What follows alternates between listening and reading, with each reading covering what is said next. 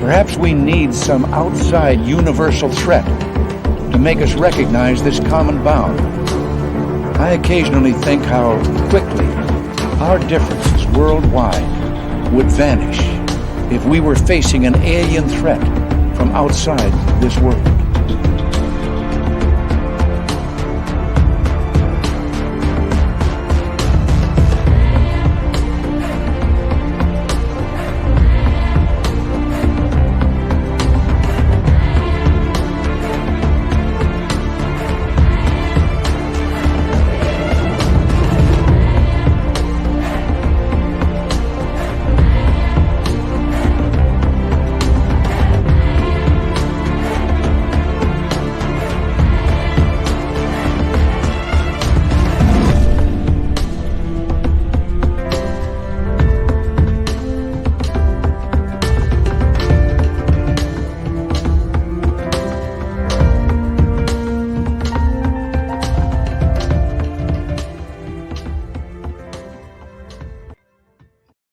What's going on, Spaced Out Radio fans? How you all doing? My name is Dave Scott. Tonight we are getting into CE5, alien contact, alien abductions, ETs, extraterrestrials, whatever you want to call them, those little dudes with big gray eyes. Nicole Weber is going to be our guest. We're just waiting for her to join us here. She's having a little bit of tech issues, but she'll be with us momentarily. Dirty Fylth is back for the cartoons tonight, and all of you are here, which makes it just so much more special. Let's say hello to everyone in the chat room tonight. We got Race Fan in the gold medal position.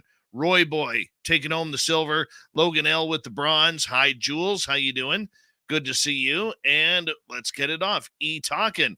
Welcome to SOR chat as we continue on with roll call. Les Paul Holland, D. Cohen, Tracy Scott. Dolly Robertson King is here. Dolly will be signing autographs after the show. Line up to the left of the studio if you don't mind. To the left of the studio. Donna Spencer, Lisa C, Renee BK, how are you? Shiro, nice to see you. Thanks for coming on in. Shaq Valet, good to have you here. Crystal J, nice to see you. And there is Hip Hop Sec Ops. How you doing? Human Carl is here, a great veteran of the United States Air Force. Human Carl, thank you for your service. Lee Pepping, nice to have you back. And B and Obi Flett, good to have you both here. And See How We Are Living is here. See How We Are Living will be signing autographs after the show as well. Light up to the right of the studio, to the right of the studio. Let's continue on. Mike Bothwell, Jenny, how you doing? Lisa C, Glenn Dannison, Judy of Gall, nice to have you here. Hi, W. David Page, Millennium. Doug Shelby is here. The Doug Shelby has arrived, which means we can officially start this show. Space Exposure, how you doing? Good to have you back as we continue on with our roll call in our chat room. And who else do we have here? Well, if my computer didn't just jump up a bunch of lines, then let's continue. Let's do it. Patrick McGuire, welcome to SOR chat. John Swan, good to see you. Julio, how you doing, man? Damian K. Skip to Malou, how are you? Nice to have you back. And there's Rose Demaray, nice to see you. And who else do we have? Dirty Filth, Susie B., how are you? Jeffrey Lane, welcome to SOR chat. And we'll get to your question later on in hour 2. I'll mark that. And Kathy Evans, and Edna, Renee, Julie Russell, welcome all. And who else do we have here? Amy, how are you? Good to see you. And let's see, John Manro, welcome to SOR chat. Vaughn Patrick, Pam Harris, thanks for coming on in. Hi, Digger Dog, how you doing? Pixie Laura, nice to see you. Midwest Night Watchers, good to have you here. Start the radio side. There we go. And that always helps when we get that part going. Once again, we're going to have a great show here tonight, guys. And it's about personal experience. And, once we get the tech issues sorted out, we'll be good. Desert Rat, how you doing? The super chat is open.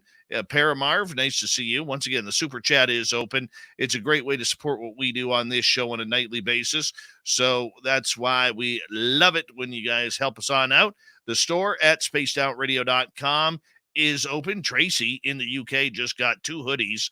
And Enzo, how's your hair tonight? give us a hair update if you don't mind. We'd really appreciate it. We're going to get going here in about 5 seconds. Let's rock and roll tonight's show, and we're going to get it on right now. Horns up.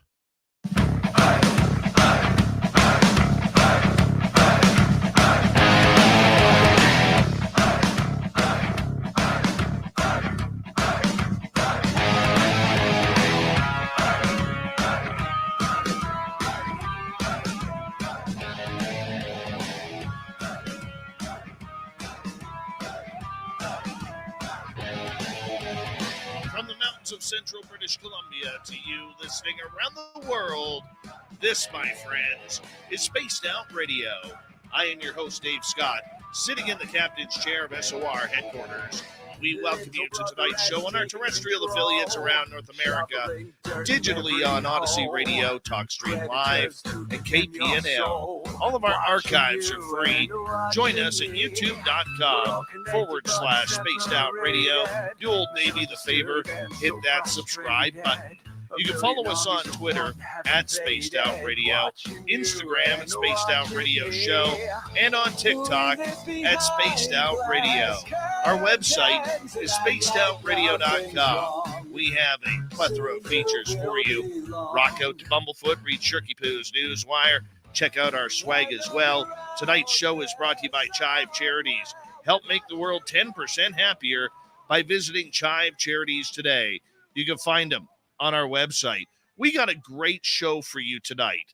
It's a little bit different, but Nicole Weber, you may not have heard of her, but she's an ET contactee. She's coming out to talk about her own personal experiences. I love stories like this. Then in hour number 3, we're going to head to the swamp. Our resident swamp dweller is here with another spooky story. Big Tech says the Cryptid report, filling in for Super Duke from World Bigfoot Radio. Shirky Poo later on will have the news.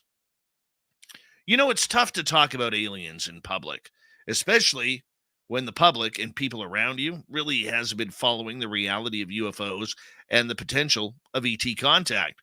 And when you're a person who's been holding back on your own contact for fear of ridicule, laughter, everything that goes along with it, it really becomes a matter of whom you can trust with your story. That takes us to our guest tonight. Nicole Weber has been following this subject in private for a long time, but felt, as a longtime listener of Spaced Out Radio and shows like this, that it was time to tell her all too real story of contact with aliens.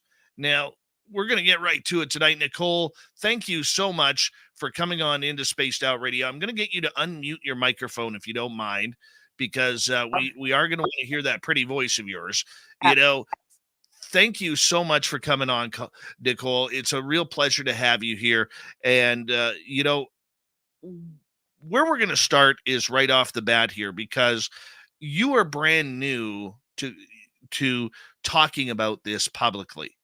This is a tough decision for a lot of people out there who finally decide that it is time for me to learn more, and maybe I can learn more by going public with my story. You know, I know you've been a listener of this show for a long time, a number of years. Why now have you decided that it's time for you to come out in public about your own ET story?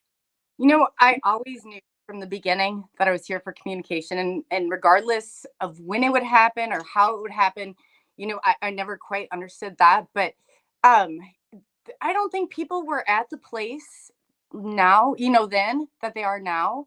I know a lot of people were really, it was very taboo. I'm seeing a lot more people waking up and looking around and, you know, kind of digesting some of this. So that's wonderful to see that, you know, it is becoming more mainstream. Yeah, it's definitely not, because my whole community, you know, they're aware of what I do and everything like that. But you know what? I came to a point where I felt like this path was meant for me. And I kind of had been avoiding interviews for a few years now. And then UFO Man asked me to come on, and I went on and we kind of brainstormed on some different things. And I thought, here I am back again.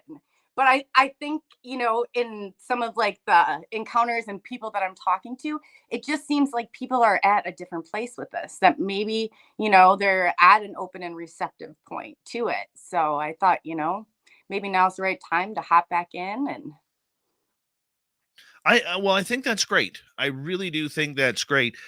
For you, as many other experiencers, myself as well, I'm an experiencer too. Okay.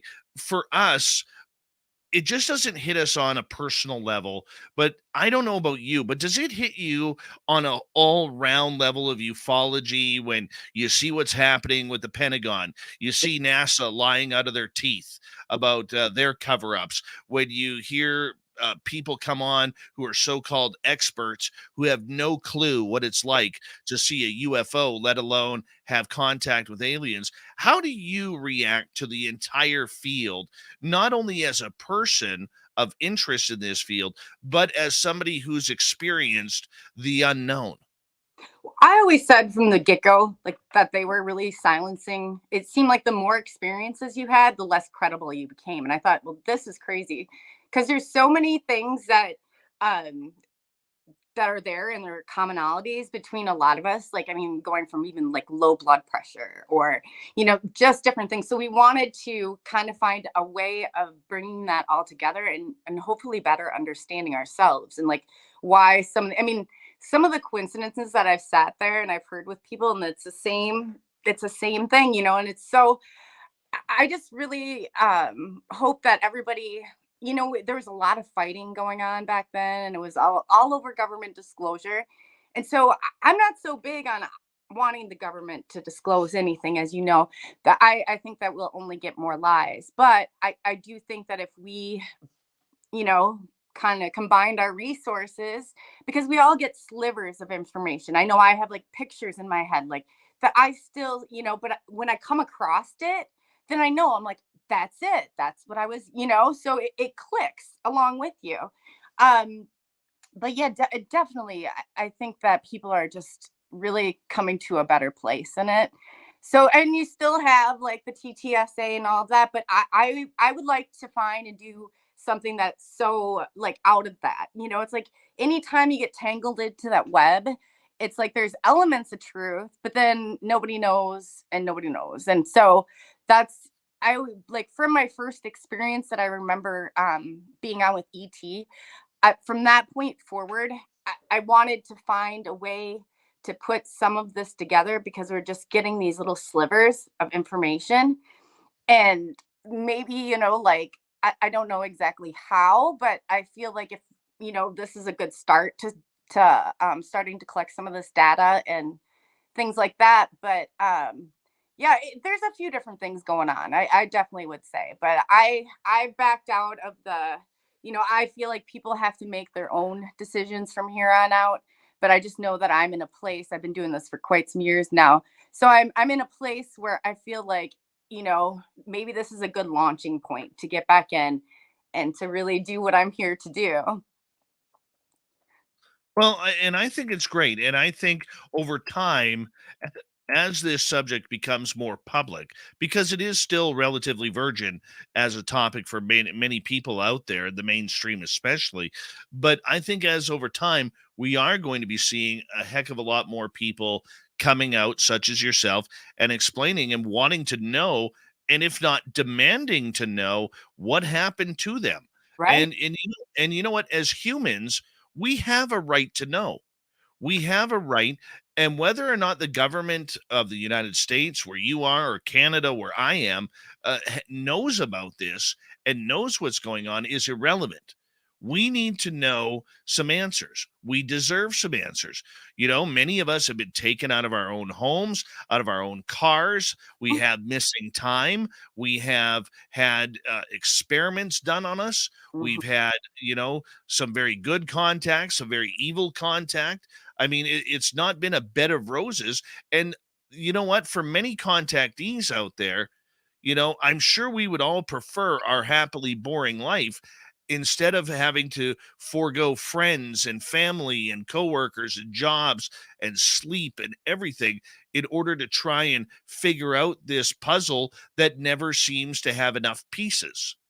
And And I'm sure you're feeling the same way. yeah, no, exactly. And I said that too. I said when you get the experiencers together and we do, like I said, we found some interesting documents that would and 3 studies that have been done before. So there is data on this. I would like to have, you know, and we'd share a database, it would be for the experiencers. The information would, you know, we'd have to find out a way so it wasn't manipulated, but just so we can find that and report it and then kind of go from there. Because the experiencers are the ones that they've kept you kind of away from, you know, oh, like it has to be, you know, a military person. And I'm saying there's some pretty profound experiences out there. And I can say for myself, and I think each and every one of us, and I don't know if you feel it too, but like, I know I have my little mission, you know, and like I was told I was here for communication. And in the beginning, I was like, well, what does that mean? You know, it's like a broad range. So I started just telling everybody. I figured my family, like the neighbors, anyone I come to at the grocery store, you know, and I thought, well, maybe if I just do my part, I get out of this, you know, I'm done with it. Like, it's just so strange to even process sometimes, but that's not the way that it works out. So, you know, and I just remember too, calling MUFON after, and I was like, why is there no, I mean, where do we go from here? You know, because now I not only have seen craft, but I've gotten the tour. I used to joke around about it, like, oh, you know, I want to see the tour. I want to see the inside, you know. So I asked for it. And then when it happened, I was like, whoa, you know, this is crazy. But you in this think, you know, why would the government, especially they say in disclosure, like I don't understand this part. Like, people will not be able to digest it. They might not be able to, but there's a certain group of us, nobody listens outside of it that much anyway. I don't understand why we can't have some truth. So that's where my new projects are going towards, trying to build a database for this. You bring up a very, very good point here, Nicole, is why does it have to be a military person that comes out? Why are we only going after military people when there are so many good-natured people? Doesn't matter whether they work at the grocery store, the gas station, the donut shop, or they're doctors, lawyers, nurses, and accountants, and other professionals. You know, it always seems to be, it has to be that military personnel or that airline pilot, and they're the only ones out there who could bring credibility to this story. And I don't know about you, but I'm getting sick of it. Me too. I don't care what the military has to say, because I know anything that comes out of their mouth is not going to be the full truth. I'm not Yeah. going to say they're lying like NASA. Okay. NASA Yeah. is the only one who will come out and say is 100% lying. Okay. Right. But I don't think we're getting a full truth out of anything military here. And I don't know about you, but for me, I find I'm getting worn out by it. I'm getting upset. I'm getting mad about this entire cover up, because here I am trying to bring some truth to this subject with this show, and everybody wants to play the clapping golf clapping game for, you know, the government that comes out, or NASA, or the next Lou Elizondo, or Oh, yeah. whoever pops up on Twitter, you know. And hey, you believe who you want to believe, I'll believe who I want to believe, Right. but don't tell me what I have experienced. Right. Right. Don't tell me. Are you finding that frustration as well? Yes. Oh, yeah. It was more frustrating, I think, before. And then when I came back, I still do, because I'm like, this is, and even when I've laid out some of the things, and I'm going to definitely fill you in on the other end, it's not quite ready to launch. It's just really in the beginning stages. But we want that information, and we want to find out what they were looking for. We want to put together like a database that we trust, we know is secure, we know that there's no backdoor to the CIA, and we can figure out some of these things and go from there. But just to like push us aside, I felt like, and then, you know, like saying, oh no, you know, this or that, or you have to wait for the government. That's always told, the government validation. And I'm like, we don't need the government.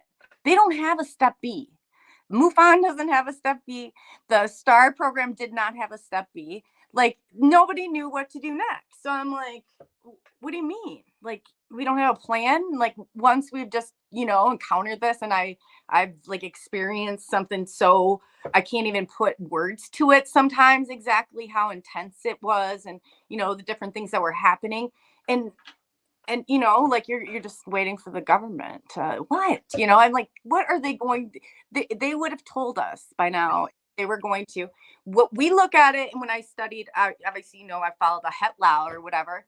So we look at like scheduled disclosure, which we call CTAD, and we think that FOSUR, which is forced disclosure, is the way to go. So that's kind of where I'm hopefully we'll get enough momentum and enough in the community. I don't think there's any reason for the community to still be fighting over, little things that happened way back then. I mean, we were all at a different place, but it's always bothered me that I felt like they were dangling the carrot, over my nose. Like, oh, I know these, answers, or I have these answers. Well, you're not an experiencer. Like, we should get those answers too. And so, yeah, I hear you. Very frustrating. Nicole Weber is our guest tonight on Spaced Out Radio, experiencer, activist on trying to get UFOs out in general. And you know what? You bring up a very good point, is what do they do with these databases? All right. I know people who have filed to MUFON, and I've got a lot of friends with MUFON, so I'm not going to jump on them too much here, but I know people who filed their cases to MUFON, and that's it. I've filed cases locally here in BC before I even started this show, and that was it. Right. There was no follow-up phone calls, no nothing that kind of went along with that. And, it reminds me of my gripe about paranormal investigators, because if you really want to screw up a paranormal investigator, ask them what they do with their evidence. Right. That's the truth. They do nothing with it. They do nothing with it. Nothing. They'll tell you, well, we go over it and then we study your evidence. Okay. Well, what do you do with it afterwards? Well, what do you mean? Well, what do you want me to do? I want some answers, damn it. Right. I want some answers. Tell me, what? As somebody who is providing you my story, tell me what the hell is going on. Have you heard this same thing from other experiencers? What have you told them? Or are you just gathering a bunch of information for your own bloody ego? Well, And that's... Oh, sorry. Go ahead. No, go ahead, please. No, I was going to say that's where it gets kind of interesting, because I found the 3 surveys that they were looking for, which includes a Roper poll with Bigelow or whatever, which are some very interesting questions. I think, and I can send you kind of what we have right now. I mean, I've got something pretty big built, but there's a few things in there that you're hitting on where I think you might find it interesting. Well, we're going to get more into that later on in the show when we have you, because tonight is about your story. Yes. Okay. Yeah. And tonight is about you telling our audience, what's happened with you.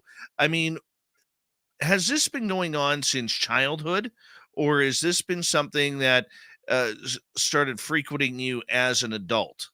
Well, when I grew up as a child, I was able to see spirits. So I grew up in the paranormal world.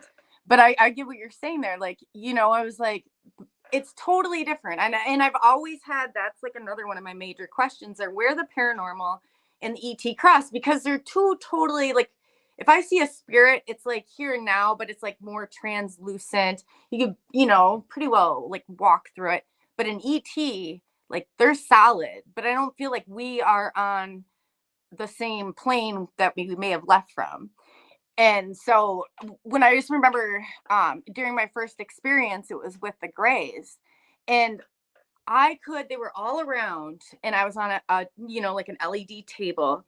We didn't have the term LED lights like back then when I was thinking about it. But and I remember in my head saying, like, why are we like, what's going on here? Why are you restraining people? But I was also able to see from like above.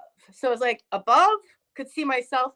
But then when I saw it was like there, I could see through their eyes. And it was just like this eternity. But what they said was really chilling, because they said because of contamination. Now, I don't know if it's us who are contaminated, if it's them who is contaminated. I don't know what part of that came in, but it too, like, I don't know. There's so many mixed feelings I think you get from it, but it's like you get these flashes. Like, I've had weird marks and I've had the whole 9 yards. Like, and I always try and think, like, what was the most because I've seen so many unbelievable things. Like it's just like, and there has to be a reason why. So that's, that's kind of where I go with things. It's like, I think that we just should really try and figure out what we're going to do here, the next step. But yeah, definitely. What are those next steps that you would like to know of? Okay, well, I'll go into my experiences a little bit, and then I'll kind Well, of we help. only got about 3 minutes before Oh, we okay. have a break, and I want to give you as much time as possible to talk about your experiences in the next half hour. Oh, absolutely. Okay, yeah, no. So could you ask us the question again? Well, let me rephrase the question here. You know, what do you want to see overall happen regarding people who have had experiences? Because there's a lot of us out there who really haven't had that opportunity to be studied or have our case seriously looked at. Yes, and that's what we want to bridge that gap and figure out, and maybe, we've set some language for it, like maybe let's set some protocol for it, even if like the experiencers and we get us together, like, and we try different things and look at different perspectives. I think that I really do. My premise, my hypothesis on all of this is that the experiencers hold the answers. I'm not saying all of us, but those of us who are at a certain point. And like I said, the people who have come forward have felt it. I know every experiencer kind of has I call it a mission. I don't know if you can relate to that or not, but it's like you got a whole new mission in life now that, it's like after seeing this, like it's crazy to think that one major encounter could change just everything, change the course of history completely. So yeah, I definitely want to look and offer that to people who are looking for more, or people who are looking for maybe hypnotherapists. We're going to try and put together, and by experiencers, maybe experiencers, hey, connect with them in your area, and then you can meet in person too and go out. And that's what's happening too, like more and more. So we'd like to bridge that gap, really. I think it's extraordinary. Because one of the things that I have talked to other experiencers about is about patterns. There are Hmm. so many different patterns that are going on at the same time that it's so difficult to try and figure everything out. I mean, the patterns I think are what are key to what we're all experiencing, whether it's downloads, whether it's flying the ship, whether it's even trying to figure out when we're going to be taken. Right. Or some of the cues to be taken. I've started to learn more and more about that, how people, like a few days in advance, or I've heard 3 days in advance, but that's what the survey would cover. And it would go as far as people wanted to go with it. So I just think, like, people say, well, there's been some done in the past, but yeah, really, have anybody up until now, until we've like this, because there is a big awakening of some sort going on, and people are more, I'm hearing more and more new experiencers. So it's obviously, like, I mean, it's obviously happening, and I think that the better we can connect with one another and get some of this newer data, because Nicole, I'm going to get you to hold on right there. We are going to go to break here at the bottom of the hour. When we come back, Nicole Weber is going to talk about her own experiences with UFOs and aliens right here on Spaced Out Radio.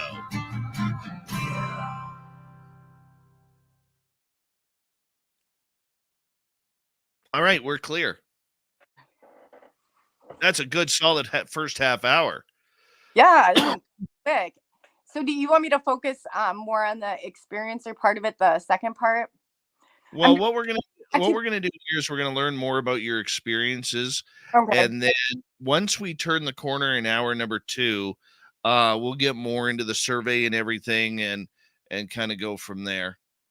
Cool. Yeah. No, like I said, it seems like one keeps running into the other. I'm gonna do this. We got somebody, Dave, who can build a secure database, and we've got the three different surveys that they were giving out, including like Bigelow, the one with the trodent. I don't know if you know about the roper poll, but we got our hands on all of that. So I think that people, like, Fred was saying, oh, well, other people have taken it, but we haven't gotten the data ourselves. And that would be one thing that we would disseminate among people. It's like the information, when we find out these patterns, that's a really good word for it. Yeah.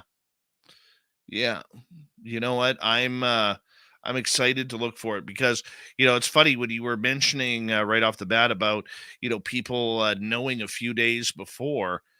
I personally, and it hasn't happened in a while, but when my own contact started, I personally would a day from the day of till a few days previous, I would actually be able to have Pink Floyd's "Is There Anybody Out There" playing in my head, and it was crazy.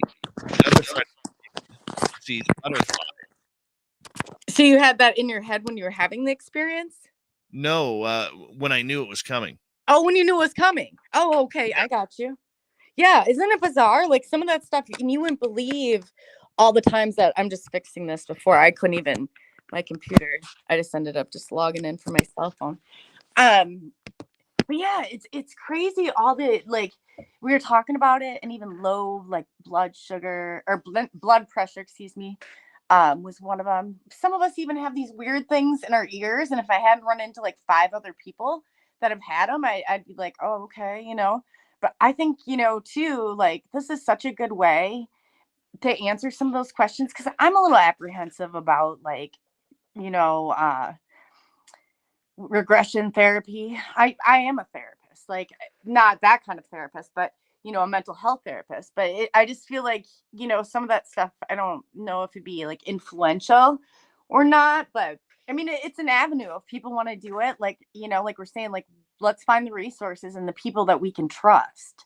Because when we first started going through, Tim's like, oh, how about this? I'm like, no, because you don't know how many backdoors are in these organizations. If we're going to do this, we're going to keep this data secure. And we do have a person, an engineer, that's going to set that up. And we need to, like, figure out and, score some of this, but figure out, like, okay, well, now that we know 65% of the people who took it have this in common, or, 50% of the people have this in common, then we can start figuring some of this out. And then we back engineer. I will find out what our government was looking for in us. And I think that will be very telling also. I agree with you. I totally agree with you on that. So, good luck. And like I said, I'm interested in learning a little bit more about this, Mm-hmm. and kind of going from there. And I'm very excited about it. I'm very excited about it. I am too. I'm like, I thought in the beginning, I'm like, if this doesn't, I'm going by instinct this time. I'm not going to sit there and try and convince people. If people are ready, it will come together. And it has come together. So, whether or not, or where we go from here, but it definitely has come together to pretty quickly.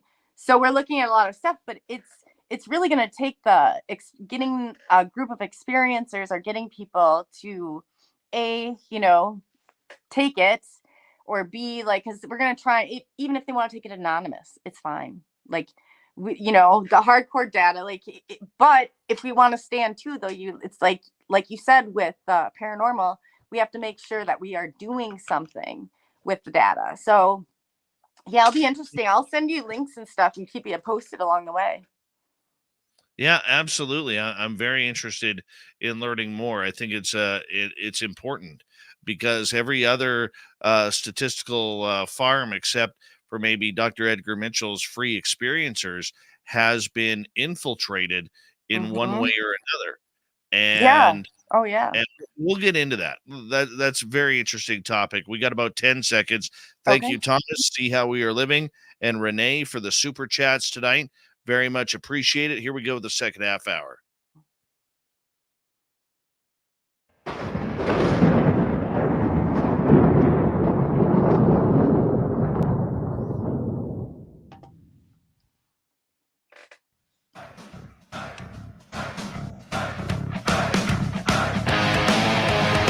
Second half hour of Spaced Out Radio is now underway. My name is Dave Scott. Thank you so much for taking the time to join us. I want to remind you that if you missed portions of this show or others, check out our free archives by going to youtube.com/Spaced Out Radio. Do old Davey the favor. Hit that subscribe button. Our website is spacedoutradio.com. We have a plethora of features for you.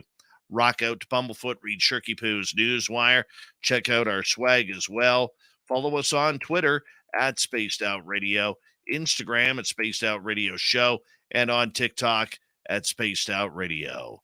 Nicole Weber is here tonight. She's experienced her telling her story of personal ET contact and UFO contact as well. You know, this is a tough story for many people to be able to explain. And how to bring it out in public, it's not that simple. Because when it comes to aliens, not everybody's going to believe you. Nicole, welcome back to the show. Thank you, Dave. I appreciate that. All right, let's get right to it. When was your first ET contact? It was back in 2017. And I was up on a hill. I was taking pictures in an old cemetery. And I was watching from afar. And let me go back 2 weeks prior to this. My brother and my son were driving out in this area. It's kind of the back roads of Iowa, you know. They were driving and he came to me like 2 weeks prior and he's like, I saw a UFO. He's pretty shook. And he's like, Brody was with me and I saw a UFO. And I'm like, oh, that's cool. You know, I didn't know what to say to that. I knew my grandma had seen one. So I was like, I believed, you know, her story and believe they're true. And then it wasn't but 2 weeks later that I stood and it started off, MUFON measured it to be from 1 mile away and it crept slower. And so you could just see it. It looked like almost like a controlled contrail when you see it, but like it came right up and I was up on the hill and it was on the other side and there were these two trees and it was like right there, and thank God the trees were there. That's all I was gonna say. Like I didn't know what to do. I couldn't even take a picture after a certain point. I remember I didn't have my phone. I was like to my neighbor, will you call my brother? Ask him when he just saw one of these things 2 weeks ago. Ask him what I should do. Because I didn't know if we should run, stay there. Like, but it was so exciting. Like I just remember I got locked into it. And then my neighbor like just was like screaming, but I was totally just focused on seeing this craft. And I was like, oh my God, you know, it's like the most, you know, you can't put words to it when you first see it. And you're like, am I seeing this? Is this really going on? But she's freaking, you know, like yelling, get back in the car, get back in the car. And then as soon as I shifted my focus away, it shot. Well, no, first it went over to the area right over here. And I was like, all right, well, there's no more trees to stop this thing from coming in. So, and this is the first one I saw. I became braver along the way. But I was like, and then it just shot off into like 8 balls. So fireball, like those electrical balls, like orbs, but you could see them break off onto the sky. So we went to chase it down and we were going on this back road. And here we don't have all our electrical wires aren't buried underground like a lot of places. So we look up and there's just this like gray like dome underneath us. And I said, I think that's it. And then we look over at the wires on the, you know, your telephone wires. And it was like somebody was just shaking them. They were like, and we're like, oh my God. I said, let's just get out of here.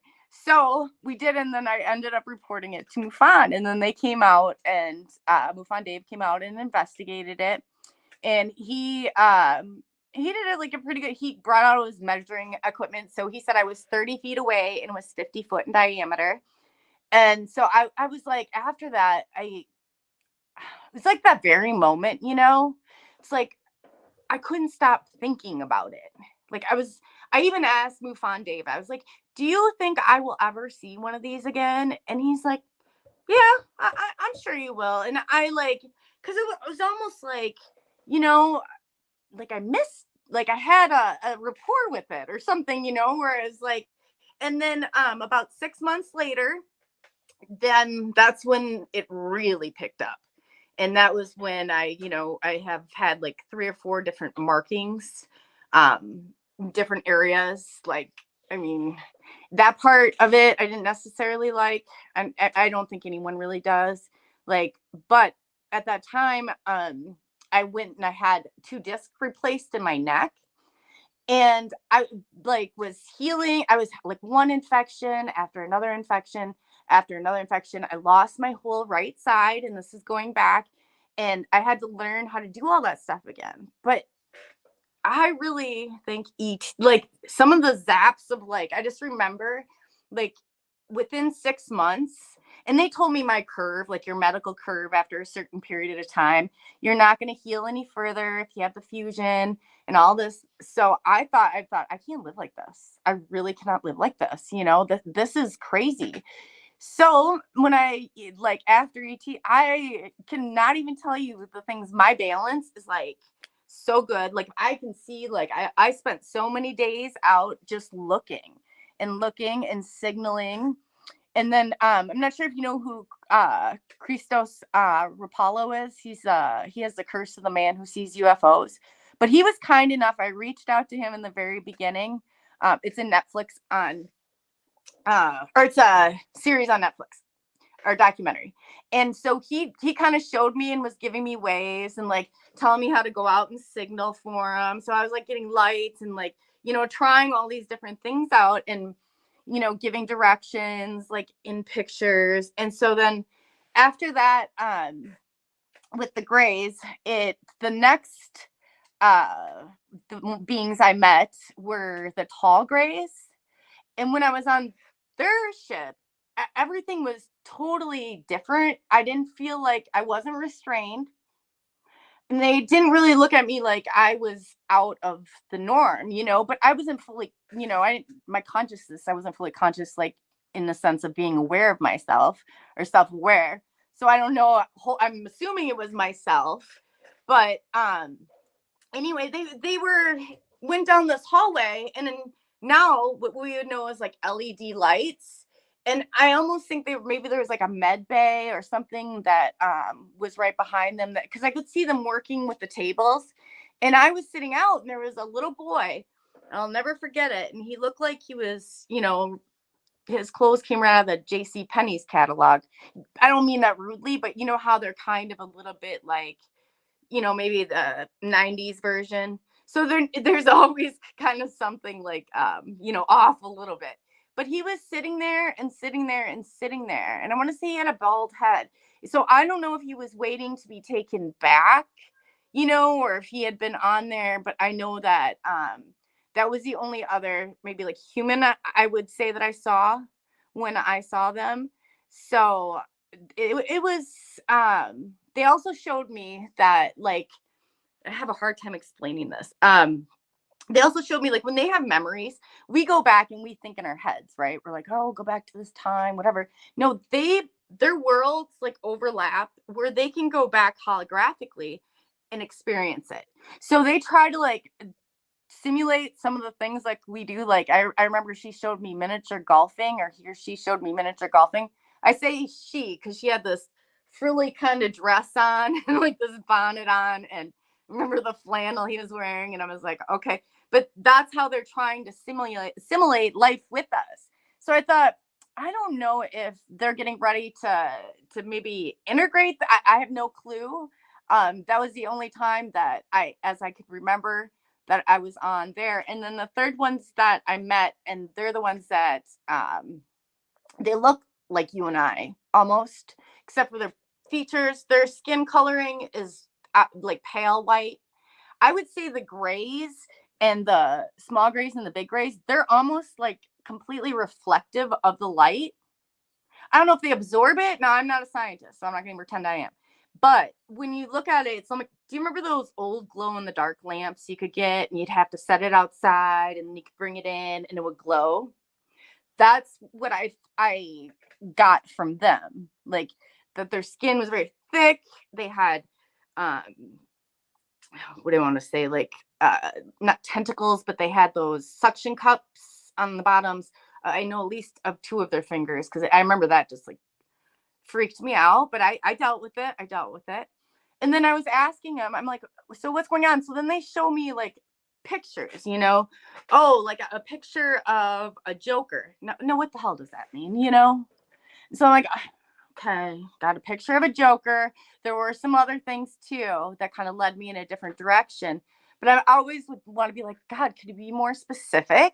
But I think a lot of how they do it is by giving us a picture of something, and then we have to try and find the words like for it. There's not necessarily like human words for maybe what they're trying to explain, but they are very much trying to engage us. And the ones that I came across were not, I don't think they were malevolent in any way. Maybe the first ones didn't have my real best interest at heart, but after that, I you know, I didn't like it. There's about 3 days after I would have an experience, and it almost like felt like I had flu symptoms. I was just drained. I was like, but then I go from that. I think it was just more kind of, you know, it takes a lot out of you. And so then when I came back and, you know, like 3 days later, I was able to process more of it. And then I saw all these like, you know, I'm like, oh my gosh, I can move my hand again. Oh my gosh, you know, and then I started skating again. And I took Brody to Florida or California before all the COVID stuff. And I said, and we went hit every single amusement park there because I was told I'd never be able to do any of those things again. And if it really weren't, I really, that's where I have a lot of gratitude for ET, because I really feel like if this whole scenario didn't happen, that who knows where I would be. I'd be in a very dark place. That's for sure. Because I really believe that. So you feel you were maybe healed by the extraterrestrials? Mm-hmm. 100%. 100% is the only conclusion I can come to, because like I just remember my friend came up behind me. I couldn't even balance myself. Dave, if I were standing, this is years ago, if I were standing against the wall, like I would just like tip over. I didn't even have that much balance or that much strength. I had to wear a neck brace for like 2 years. It was like crazy, crazy. And so they told me, like, you know, once your healing curve only goes so far, and this is what we think. And I said, that can't be. Like, I can't, and I do not want to live like this. Like, Dan, I've got to find a way. And ET, and I think truly the excitement that it brings, you know, because there is a level of excitement. Like when you see a craft, you're like, whoa, like I always say you get locked into them, you know, and it's so powerful and magical that I just wonder, you know, if we kind of combined our energy, even like, or as experiencers are found, you know, like, hey, let's start thinking about step 2 here. Like, not just going around chasing them around the yard of the neighborhood anymore. Like, we should find a protocol here for, you know, more or less trying to communicate or something. I mean, I guess that's my perspective on it, though. For you, you have had what sounds to be some very positive contact over the last 5 years. Have you ever been able to figure out why all of a sudden this all happened to you? Because I think the why me question is what really concentrates on the brain for many experiencers out there, if not all. I think, you know what?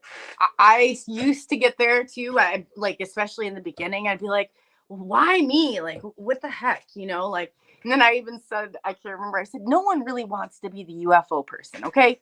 If we had to take our pick here, do you think? But no, this was like something I truly believe that I was born to do. And I didn't get that kind of understanding of it until, and it's a growth process. Everybody like, oh, did you see behind the veil? No, but you start to go on to this journey of like, you know, finding out everything and anything, and you know, the pieces that make sense to you. And you know, you start, it's like you can't stop until you're, you know, until you're satisfied for the moment. But yeah, I hear you. I definitely do. The fact that you have been going through this for 5 years, when you look at everything that you have gone through and experienced, maybe tell our audience who is not familiar with ET contact how this changes you as a person, as a human, your own personal beliefs. Oh, it changed everything. I went into it, and the more and more and more, like, I started digging down. And I talked to so many experiencers who say the same thing. They all go on that mission to you have to find these answers. And a lot of times I was so stuck for so long, like in the experience, like I'd be like, okay, what do you think this means? Well, what do you think it means by this? What do you think? And what I found is when I stopped doing that and stopped making that sense, like, or trying to, it uses it as confirmation. So I'll know when I see things or know, like, what's going on or whatever. And that too, combined with, I mean, we can't be as naive to think that, I know there's rules to this game, and there's some overlook, but I also believe that there is something here living among us that's not, you can call it what you want. HET is just a word we gave it. We don't really actually know exactly how it's operating or things like that. But we would be really naive to think that they weren't running our governments, and they weren't running the pieces of power, and especially the more and more stuff that's coming out. Um, I think people are going to start to understand a little bit differently. But I have been noticing, like, throughout whole Twitter, is that they're getting frustrated. And when I saw there was going to be another report out, I thought, oh God, here we go again. They're probably not going to give it to you guys right away. This is same old. Well, it is the same old, and there are many different conspiracy theories that lie behind this entire phenomena, this entire story, which I think affects most of us because we don't know where to handle the truth. We don't know how to handle the truth. We don't even know what the truth is. We Yeah. only have our own personal truth when it comes down to everything. With your personal truth, and this is what a lot of people who've called themselves activists or pro disclosure, I feel have a tough time understanding, is they've never had that experience. They just like the topic.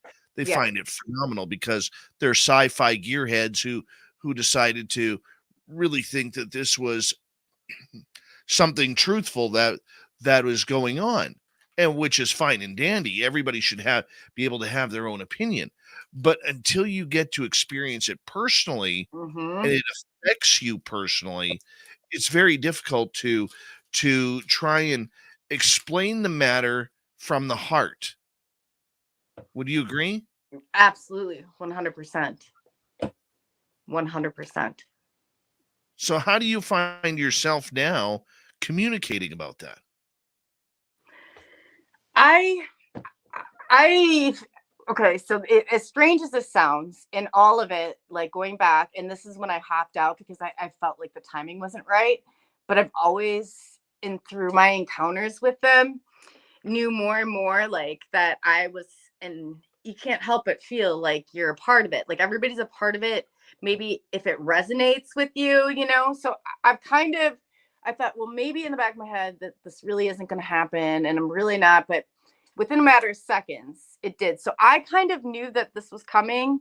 Um, as strange as that sounds, but it really does, like, I mean, it changes everything about you, like everything, and how you even see the world, how you're viewing, people around you. And it's like, and if people don't understand, obviously you don't want to lay it too far out there for them. But I just think that we need to stop babying and stop, like, because there's enough of us with enough resources. I think we pull them together. I think we can find, like, step two, or we can at least come to, like, some ideas here on step two, because nobody has one. Nobody. No, we got to figure out step one first. But I mean, how do we do that? Okay, we've heard your experience, we've heard what you're going through. Mm-hmm. How do we do that when everything, when it comes to UFOs, especially today with its popularity, seems to become infiltrated? Whether it's science, whether it's experiencers, or whether it's our own governments who now have a public persona about this topic. Oh yeah, 100%. And that's where the database that we were working on, it's under experiencers database .com, but there's not really, it's kind of we haven't published all the stuff in there, but we are having somebody that is with our team, and he's an engineer, so he's going to help, and he thinks that there are some ways to keep it safe. I don't know. My way, I think, of keeping it safe is not taking any deals, or I know there's been times before where I've been offered NDAs and, for exchange of, the big secrets. And I never take it, never would take it. So it's like, I think that if we, build and we actually, because I think we can do it. I really do. It's all coming together, and it's coming together quick.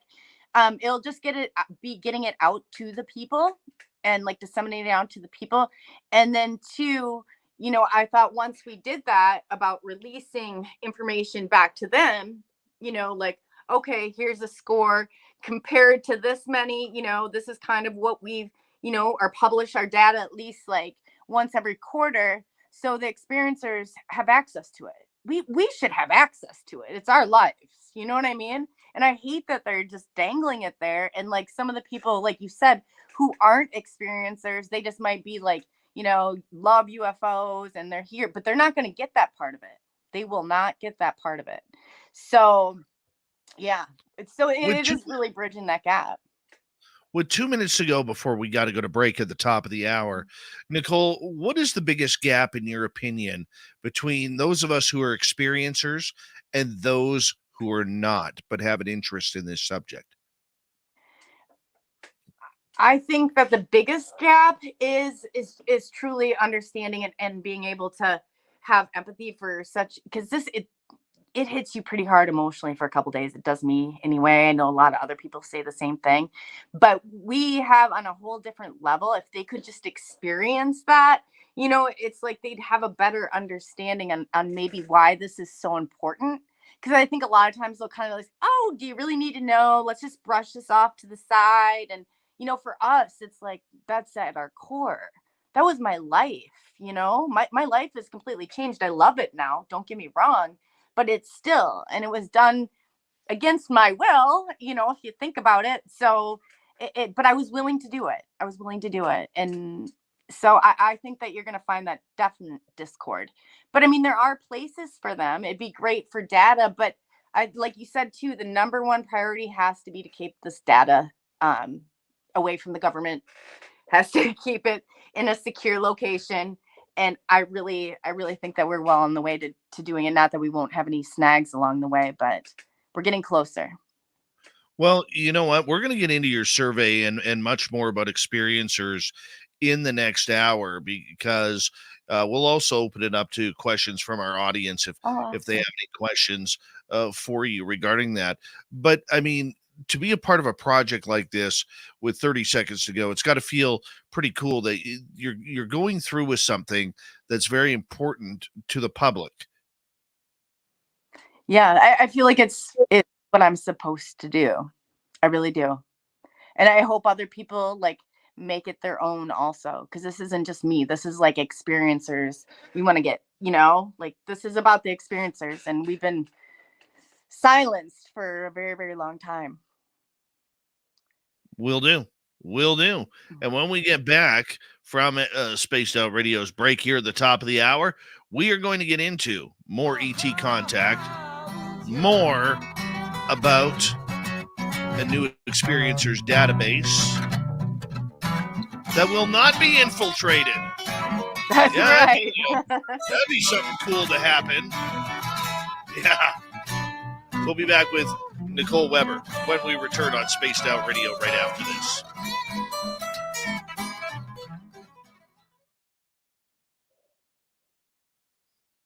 All right, we're clear.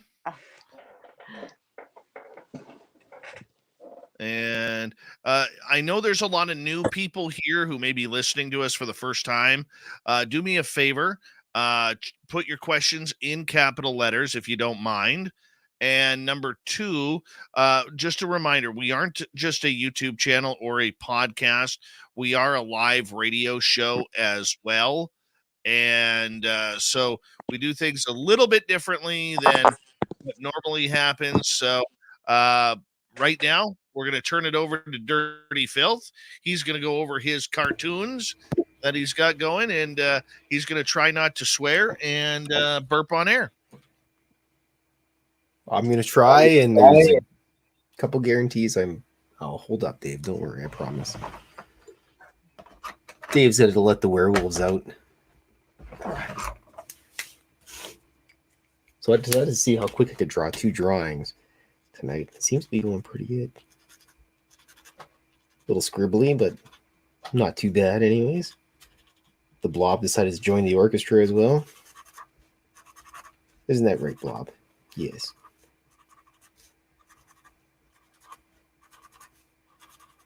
She was sitting in my lap, and I was losing... Yeah, there's Blob. There you go, Blob.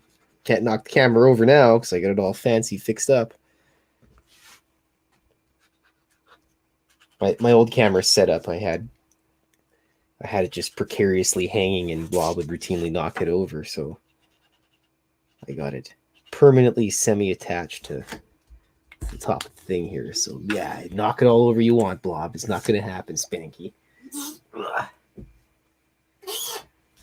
So anyways, this drawing is Mothman flying home in Chicago with his deep dish pizza. And I lost a nice red pen that I bought. I'll just have to make use without the red pen. And the other one is Sasquatch being abducted by aliens, but it's not done yet. Looks like a blob of color now, but eventually it'll look very nice.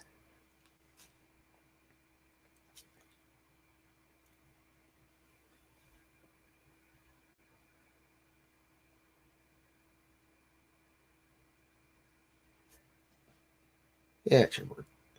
Anyways, like I said, I'm trying to do 2 cartoons as fast as I can. But I always end up slowing down because I was going to try to get all detailed and everything. And it's the way she goes, boys. Sometimes she goes, sometimes she doesn't. But we switch back to Sasquatch drawing. With the old fold unit. Because I lay the water on there thick like a slob.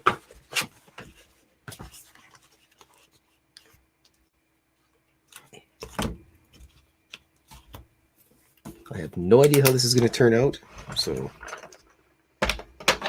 got the idea last night while I was doing cartoons real quick.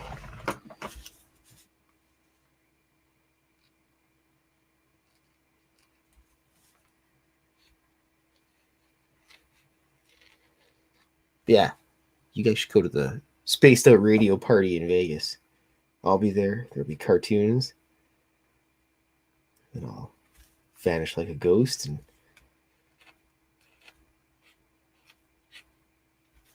it's the scoop of the Sasquatch.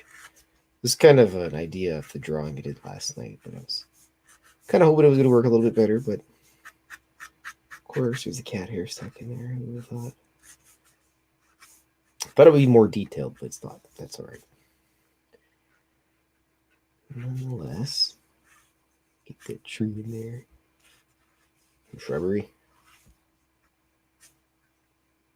But yeah, pretty much, if you find me in Vegas, I'll give you a piece of artwork. I think most of my luggage is going to be artwork that I'm bringing down there, to be totally, completely honest. Those go on Fremont Street and hawk it to people. $100 a shot, Spanky, and some crazy drunk guy will come out of the place and buy it. I'll go buy myself a pizza. That's the only thing I did with that. But that's what we'll do this time. I was going to go to the Heart Attack Grill, but an octuple bypass burger is a little bit big for a guy like me.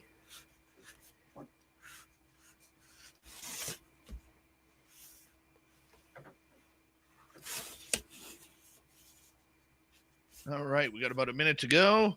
Hi, Monica. Dewey. How you doing? And who else has joined us late here? Mark Sanchez. You know, Mark Sanchez is getting ready for our Vegas trip in 2023, May 19th to 21st at the Golden Nugget Casino for second annual Vegas party. with our fans. Lynn60, welcome to SOR chat.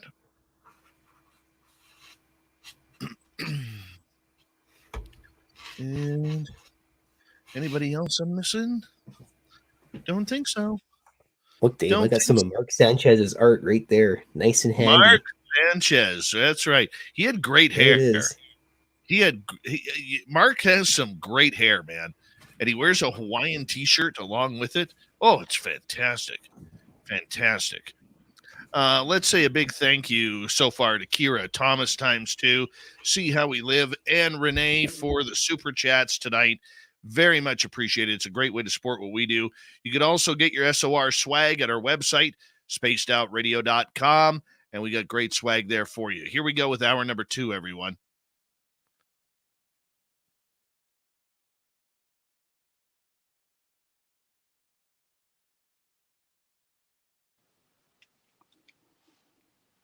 On Facebook, Spaced Out Radio Show. Here we go with hour number 2 of Spaced Out Radio tonight. Good to have you with us. My name is Dave Scott. Very much appreciate earning your listening ears wherever you are on this beautiful planet we call Earth. Hello to everyone listening in on our terrestrial affiliates around North America, digitally on Odyssey Radio, TalkStream Live, and KPNL. All of our archives are free. Join us at youtube.com/Spaced Out Radio. Do old Davey the favor, hit that subscribe button. The Desert Clam has set the password for tonight in the SOR Space Travelers Club. Illuminism. Illuminism is your password. Use it wisely, Space Travelers, as the Clam sets a password each and every night right here on Spaced Out Radio. Our website is spacedoutradio.com. We have a plethora of features for you. Rock out to Bumblefoot, read Shirky Poo's Newswire, check out our swag as well. Follow us on Twitter at Spaced Out Radio, Instagram at Spaced Out Radio Show, and on TikTok at Spaced Out Radio. We continue on tonight with our guest, Nicole Weber. She is an experiencer. She is coming out saying, hey, you know what? It's okay for all of us to come out and talk about our experiences. We're all good. We're all grand. And we're all here as one big team. Nicole, welcome back. But thank you. I appreciate that. I always see one team, one mission. That's right. That's right. And you know what? The experiencer team that really brings everything forward. I mean, there are so many of us compared to so many in the government. You know, it's tough to swallow how much they have really gained control of this entire narrative regarding UFOs, whether there's a threat narrative, whether there isn't, whether it's only things that happen to military people. You know what I'm saying? It's a very, very tough thing. You know, as part of the civilian community that is going on with this, how have you reacted to what is going on regarding the U.S. government and their ties to UFOs and their own narrative? Ooh, where do I begin with this? I have just found, and like you said before, I think you kind of touched on it, is that the people that are necessarily telling or giving the answers, or the kind of our platform to do so, aren't exactly who the same people are. And I kind of became aware and seeing some of that in our community. So too, you have to kind of weed through, some of that, because for some reason I never thought that anybody would really, really go out of their way to be a part, like the UFO person. Like, it puts a lot of responsibility on you. That, and you kind of look crazy to your neighbors once in a while. And, they embrace me now, but in the beginning they were like, wait, what's going on with this lady? She's talking about UFOs and she's saying crazy stuff, So I don't know. I guess, I think there definitely needs to be a bridge, but if we can decide that, okay, like, instead of waiting around for these government things, like, why can't we put our heads together and find out, answers other ways? Because there's so many people out there that hold like truths to this. And then experiencers are, I think, my premise is, like I said before, I think that you're going to find more truth from the experiencers, and we're going to be able to find out more about ourselves, which I think will kind of just, hopefully keep snowballing. But it's definitely not something I want to share with our government. I actually want to do the opposite and figure out what our government was looking for in us. So that's what I had a few encounters with these, and I always refused to take them. But if it had come from one of my, somebody who was an experiencer, I probably would have been more apt to sit down and take it. But then I knew, because I guess you and Tom kind of talked about it before, even like the back doors through MUFON and all of that. So you have to really be careful with the data, because they are looking for it. They definitely are looking for it. But and people are like, well, we've had data before, but how many of us have filled it out? And just think of, like, you might have had going back like 6-7 years ago. It's a totally different game, night and day, in people's awareness and some of the stuff that's going on, and and just through this whole political madness. But the only thing that from the beginning that held true, like especially when I worked on that cryptology and steganography and stuff with UFO disclosure, and he goes on to it a little bit more than I do, but it still offered a language, because UFOs, that's about anything. So you can kind of see how they've structured this to fail. And if we don't do something to change this, they're just going to continue to fail. And it's just going to come out until they're ready to, I think, rope us into their little control game all over again. If we've gone how many years, 80, 90 years here and nothing, like we at some point, you got to abandon the ship here and think some new ideas, fresh new ideas. People have them, but they get too overwhelmed. And that is totally understandable. And I agree with you on that. I think that's a very good point.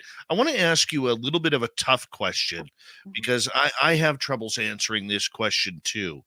But when it comes to UFOs and what we are doing, what we've gone through, what we're seeing play out in the public, what is truth? Because that is the giant debate, Nicole, within the community on what is absolute truth of what's going on.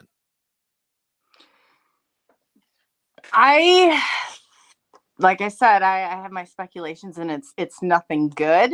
It's nothing I will partake in. I won't even so much as have it's one CIA counterintelligence, always CIA counterintelligence is the way I feel. So I'm not willing to, and I know there are many other people are not really willing to go down that road, especially right now in the lack of government trust.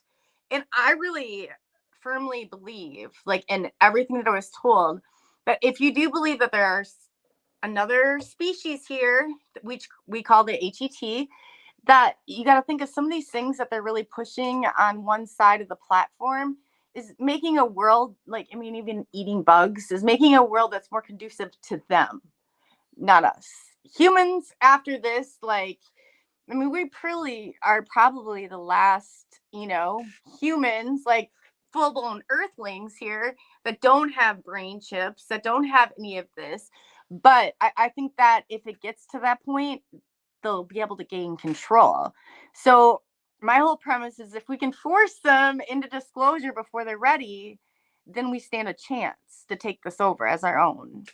But it's really going to take, the help of fellow experiencers, the help anybody, and I do too. I have to be careful with people that have not experienced it, because they are not, I don't think they mean to be insensitive to a lot of it, but it's like that is like etched in my mind. Like that's more permanent than 3/4 of my childhood memories. Like I can tell you place by place by place, and stuff like that. And it will never, ever change. I remember it's just like etched in my head. So yeah. I don't know if that makes any sense. I just don't think that it's going to happen the other way. If it does happen, it won't be good in our favor. Well, I don't think it is going to be good in our favor as long as the government continues to promote a confirmation of this, because I don't believe, they could sit there and talk about disclosure all they want. I don't believe that we're in a disclosure movement whatsoever. No. I really don't. No, definitely not. to me, full disclosure, you're telling us about what happened at Roswell. Where's the aliens? You know, what happened at Holloman Air Force Base when the UFO landed on the runway and beings came out? We deserve a right to know about what they know, and they don't want to give it up. I can understand that. They're going to put it behind security purposes, whatever it may be. We know NASA has had interaction with UFOs literally since the first launch of Gemini back in the 1960s before Apollo. I mean, we know all of this is happening. We're not dumb. And yet they keep treating us like we're stupid and children, almost Yes. children that we can't handle the fact that Santa Claus isn't real or the Right. Easter Bunny isn't real. That's the part that really eats at me the most, because I'm seeing some people, and I was offered an NDA, and I'm like, so what would that? So I'd have to keep quiet for 5 years, and you would tell me what I was privy to know, and what? Are you kidding me? No, I don't think so. Not on this. Like, so you're gonna tell me the truth, and I have to stay quiet, but it's only after I hear the truth and after I sign all this stuff. So I just think that too, there's a lot of that in our community right now. I think a lot of people are Right. up their NDAs and can't talk about some of it. I don't know when they'll be expiring, but I'd imagine next year and a half or so. So you got to think they're gonna. I mean, this is not going anywhere, and it's not going anywhere. It's never gone anywhere.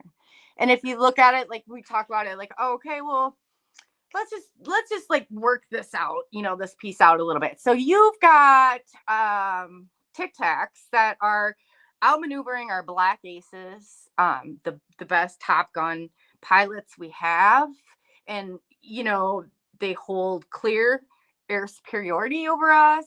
They hold global air dominance over us, and we don't, like, okay, like when you think they would be trying to do something more, I mean, it just doesn't seem like they're handling it appropriately unless they knew, and I think they do know.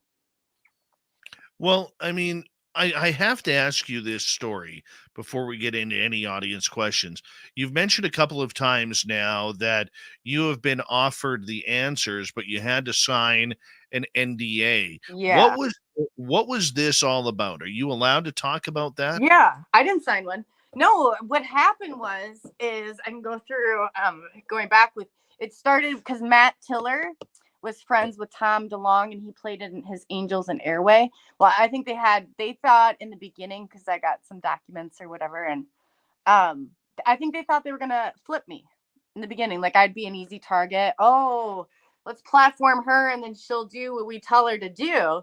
But I had already researched and all galore. And so when I heard about it and I got a couple of calls on it, I said, absolutely not. Well, at first I was kind of curious, to see it, but then I thought, I'm not even going to go that far. I said, I'm really not going to trade my voice. I chose to quit talking for a little bit about it, but that was my choice still. And it was my choice. And when I wanted to come back and talk about it, still my choice, not some piece of paper. But I think that did a big amount of damage, because I know a lot of people who are in this that did take the NDAs with the whole TTSA DeLonge crew. And I would refuse. No. Well, hold on a second. Tom DeLonge's crew is the one that offered you the NDA.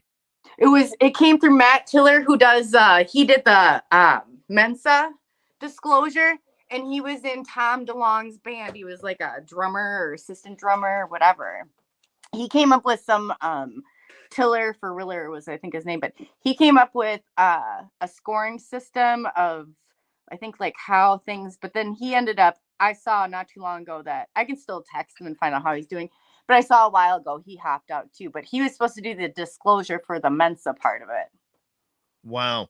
You know what always amazed me about Tom DeLonge was here he was promoting a negative ET agenda, and he learned that because he was a big fan of author Peter Levenda, who believes that all ETs are evil and we need to take them out. I mean, it goes back to when DeLonge went on Joe Rogan and was saying we got to put nuclear weapons in space ASAP to protect us from any invasion. and so on and so forth. And I always found that kind of funny, because right before he signed up with the TTSA and allegedly created publicly the TTSA, which I think is a BS story. Yeah, that was in how itself. But here's the interesting part, is DeLong actually approached Renario Hernandez, who is the head of the Free Experiencers, which was set up by former astronaut Dr. Edgar Mitchell, Yep. and actually asked to buy the statistics from Free. That's exactly it. Right So, there, yeah. so I mean, here you have, okay, the free experiencers were literally out there claiming that over 80% of ET contact was positive, and 84% said they would like it to happen again. Out of that, I believe 10% was unknown, and the remainder was of a negative connotation, that they would hope that the ETs never come back again. Now, I found it very funny, because my question to Tom would have been, if he would have ever taken any media that wasn't, or that was trying to act very journalistic rather than rah TTSA, I would have asked a question about this. That question would have been, okay, Mr. DeLong, what were you planning to do with those statistics? If those statistics do not correlate with your own personal beliefs. Yes. And I believe strongly they were going to bury them. They were going to bury them. I think they were too. Absolutely. And they did, and who's to say? But the STAR program broke down. But that was one reason. Like, I love Tom Whitmore, and I like, I got a lot of MUFON buddies and stuff. They all know. I mean, they're all well aware of what's going on and like the trade-off. But I said that this has got to change, because how are we? They're going to continue, if they got that information and they have that data. That's information that can be used against us, and they can in turn manipulate it. I don't think that they have rights to that, but they were giving those polls out, from what I understand, to many different people, whether they experienced something or not. And a huge part of that, what they really wanted to know, like basically the only qualifying question to all of this was, have you been in continuous contact with a craft that has been within, I think it's like 100 meters? There might have been, I have to look at it again.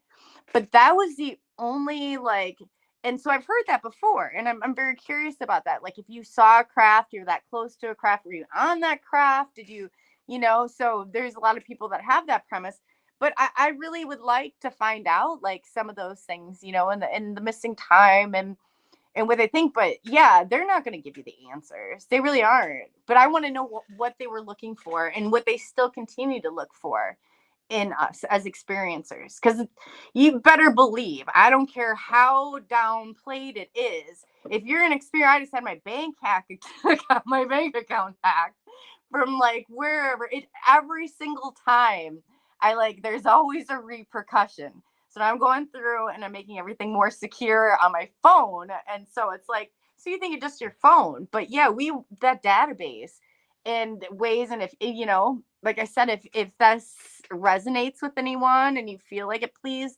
look me up, and then we'll try and get you a part of it. But it's really getting out, like, so many people before now, I don't think, I didn't take one. I didn't trust them.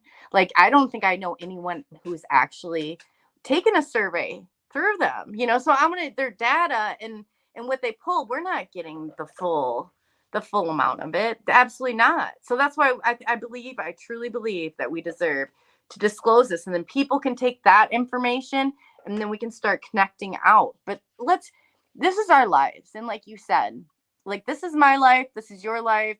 I didn't ask for it. I was there. I maybe asked for the tour, but I didn't ask for the big UFO to come flying up to me. And like, you can't deny anything after that. But I started learning physics. I started learning, I built this wall, and that people make fun out of me for it, but I had every single one of the UFO players from the beginning of time. I started crossing what, black budget programs they're in, and what agencies that they intertwine together. And every single one of them were intertwined in all this. And every single one of them have hit a point where they could have possibly been compromised. So I just think that I would feel better if we could do some of this data ourselves, and then we don't have to worry like, oh, the government's telling us the truth. I'd almost probably want to rip it up and throw it away at this point. Like, don't cloud my head with stuff that, you're just like dangling that carrot. I see it too, because I remember that being that person at one time. Oh my gosh, you're going to release something. You have no idea. And then I'd be like, after like the second time, I thought, this is crazy. So they're not going to tell you anything, and not until it suits them. When you guys get this database going, as we got about 3 minutes to go here, Oh, sure. before we go to break at the bottom of the hour, how are you going to get it out to the public? How are you going to get the public on board with what you're doing and trusting that there is no way, when, or how that their information, their stories, their addresses, contact information is going to be sold out? See, we've discussed it a few different ways. Like, and storing the data is different than how we disseminate it. We're looking at proton mail. We're looking at places that it couldn't be like, even hand scoring it. I'm like, whatever. But the important part is that the data and how we do that and how in our community, but the data goes to you and I, and you have a say. Like, I'd want to know from you, like, what are the questions you want answered? Or what data do you think would help you, like, kind of move ahead, or, not get stuck in the same old point? Like, we've got a website, and like I said, I'll definitely in the next few weeks, it'll become more and more. We're looking for a panel to put together, and we have some really great people. And so I have to sit down with the guy that's going to do he'll be able to make sure the information is all secure. But I said, it's just how secure it can be with the government. We've even talked about going to like straight up papers if we have to. So, and then sending it that way. So we've got a few different options for people who maybe aren't feeling that comfortable with all of it. But yeah, there's a few different ways that we're kind of tossing around right now. But the bottom of the line is that your information, we will find a way to keep it secure. And if it's not, we will communicate all of that with you. And if there's answers or anything else, be a part of this. This is like a grassroots movement against, some disclosure, because we want to force them into this before they're ready. That's the only way that we can regain the narrative. We lost the narrative. And this narrative isn't ours, So. Oh yeah. Very, very familiar with the narrative being played. What amazes me still is how many people are out there believing the narrative. I know. Or when you do, it's like you said before, it's like telling them Santa Claus isn't real. Like, you might want to check into this. You might want to check into that. But yeah, I know. Oh, I know. Or the fact that, well, I don't really believe that their narrative, or that they're, that this is the right thing, but because they're talking about it, I'm going to support it. We're seeing a lot of that as well, and none of it is good. Nicole, I'm going to get you to stand on by when we come back from the break. We're going to get some audience questions for you. There's a bunch of questions that people would like to ask about your experiences and potentially more. Nicole Weber is our guest tonight on Spaced Out Radio. We have her until the top of the hour here. Great show so far about ET contact and what we can do to record it without the government knocking on the door. Spaced Out Radio continues right after this.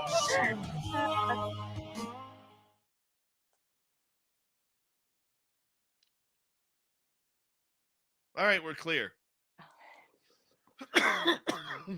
Hello, Lurks a lot.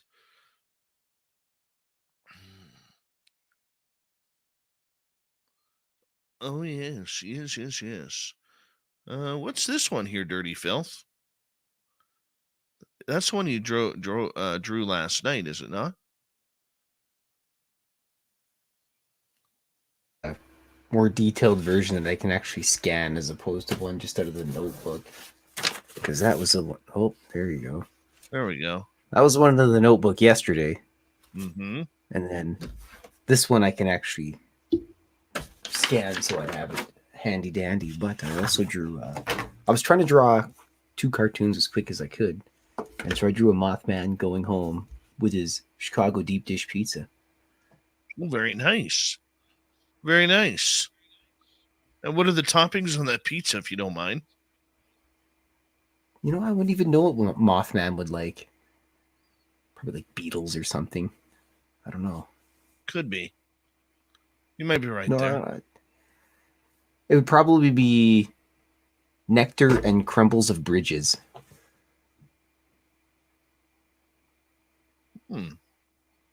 Sounds grand. Yes.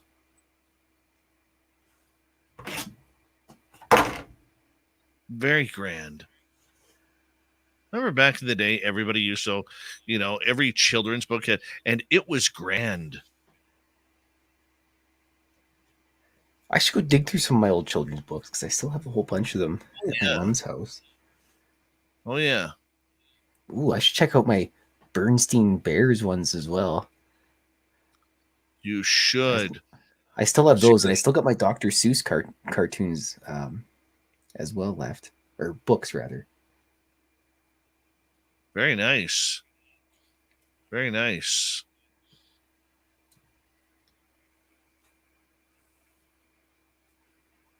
I should do a pop-up book or something to that effect. So you open it up and you're terrified of Mothman.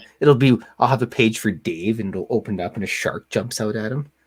Oh, man. I remember the old pop-up books. You know, it was my favorite growing up was the Choose Your Own Adventures. Yeah, those were always nice, except I never got to the end of them. Those are my favorite. Yeah. Choose Your Own Adventures are strong. Very strong.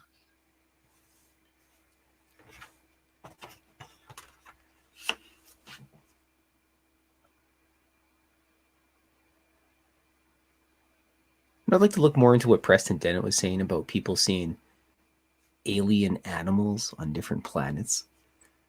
Yeah, that's cool stuff, eh? It'd be interesting to see.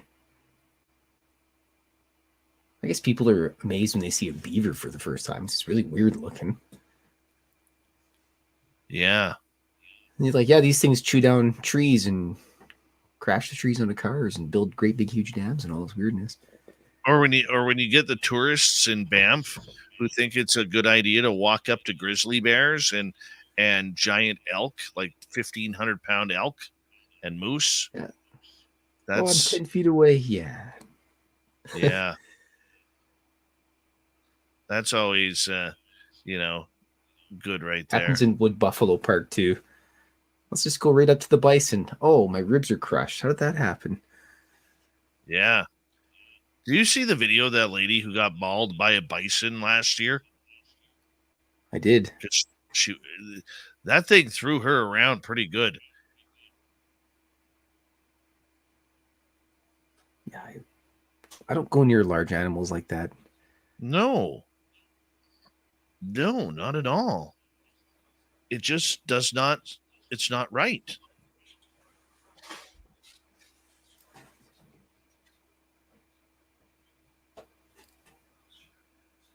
Anyhow, we've got just under a minute to go here on the mighty SOR.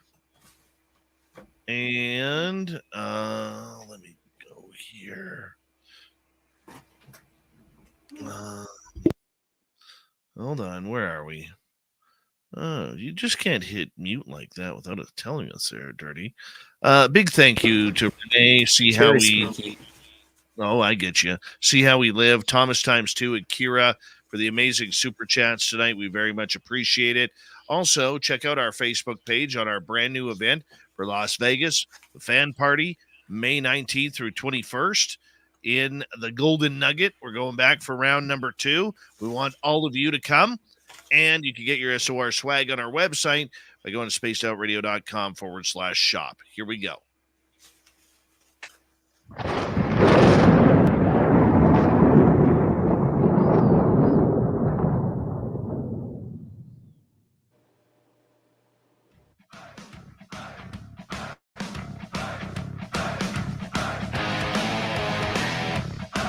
We passed the halfway point of Spaced Out Radio tonight. Good to have you with us.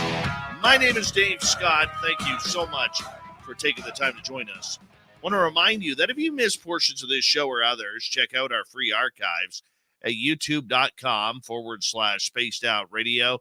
Do old Davey the favor, hit that subscribe button. Our website is spacedoutradio.com. We have a plethora of features for you. Rock out to Bumblefoot, read Shirky Poo's Newswire. Check out our swag as well. Follow us on Twitter at Spaced Out Radio, Instagram at Spaced Out Radio Show, and on TikTok at Spaced Out Radio. Here we go for the final time tonight. Our guest, Nicole Weber, talking about her own experiences and a new database that she's working on for true experiences. We're going to get into that in a little bit, but we are going to go straight to audience questions here right now. We're going to start off with Jeffrey, Nicole, and welcome back, by the way. Thank you for joining us. And Jeffrey is asking, what if they contacted you and you don't remember? They being the aliens. I think a lot of times you don't remember. I think there's a lot of times that's why we're really trying to like awareness. When you talked about it like 3 days before, or how something is sitting with you, I would guarantee I have not gone underneath hypnosis. Everything I remember is not from that point, but I just have a feeling if I did, I definitely would probably stumble upon more of that. Wow. All right. Let's go to Julie, who wants to know at what point, and talk about who approached you with your NDAs. Okay, we just got that with Tom DeLong right before the break and his crew. It wasn't him directly, but yeah, it came from his crew. But his crew. Yeah. All right. Eyes Wide Open is asking, where was your first contact? Mine was Melbourne, Australia. Oh, yeah. Mine was in a small place between Cascade and Bernard, Iowa. If you look that up, you're going to see like there was an old church. It was built in the 1800s. So I was kind of there in my little paranormal type thing. And that's when I was taking pictures, and I was taking pictures all around. And that's when I noticed, they said they measured it to be 1 mile away. And it just kept coming closer and closer and closer. And they said at one point I was about 30 feet away from it. It was 50 foot in diameter. So, I mean, there were some things that happened I talked about earlier, but yeah, it was just like, there was nothing. And my neighbor was so shook up, and she was finally, she's like, oh, talking about it. I'm like, oh, what was that? We were both like, what in God's name? Did you see that? I saw that. We both saw it. Okay. So we're not like crazy. I mean, I don't know, like we both at least had the same hallucination, but we chased it further. And that was only the beginning, because I think it took probably, I don't think my second sighting then, because that was in July, I don't think my second sighting then was until December. And then they started coming pretty frequently. And I think that's pretty common with experiencers, that it starts off, you kind of have, periods of time where you're like hot on the radar and they're all around. And then you kind of have periods of time where they just, I think that's you growing and you taking that information and doing whatever with it. But yeah, I have noticed that as well. All right, let's continue on here. Michelle would like to know about the female spirit, or Tuatha de Denanan. I probably butchered that. She goes, I saw in my bedroom as a 5-year-old girl, and why she came to me and why she chose me. I think this is a question that's pretty hard to answer, but I think for any of us, that is the number one question. Why were we chosen? I know that's not going to fully answer Michelle's question, but I mean, I think all of us are chosen for a different reason. What's your thoughts, Cully? Well, I think that I don't think there was any mistake in the whole thing, because my grandmother, it just the way that it all played out. And I guess, I read this book. I'll have to get the name of it, but I kind of talked about this kind of scenario, but not directly this scenario. And it was saying how suppression and how, like a lot of times experiencers are ADHD, they move around a lot, they've got, whatever. I don't think the system was ever like put in place for us to truly succeed in it. Like, I don't believe that, any of this that is here on out, and especially, the way that everything is, they constructed it. So they put that taboo on talking. And people are starting to reach out. I see in these Twitter spaces, which is so amazing, that some of the amazing, amazing people that I've met in there, and they're starting to see the patterns. So once you can start seeing those patterns and maybe let go, hey, why did they choose you? My guess is you have something that you just probably don't remember you have, and that you are far more powerful than you probably realize. And just think of, like, some of the things along the way. But I truly believe that they've done everything to keep us suppressed in areas, because they don't want us to come together. So for me, that's the first place you should start. So that's in my opinion anyway. All right, let's continue on. And that was a great answer, by the way. Great answer. Midwest Night Watchers is asking, do you have a connection or sixth sense of meeting people and know they are experiencers? Yes. I know when I can tell one of my own. I always say that, but I can tell one of my own. It's funny, usually doesn't take long to come out because they can feel it too.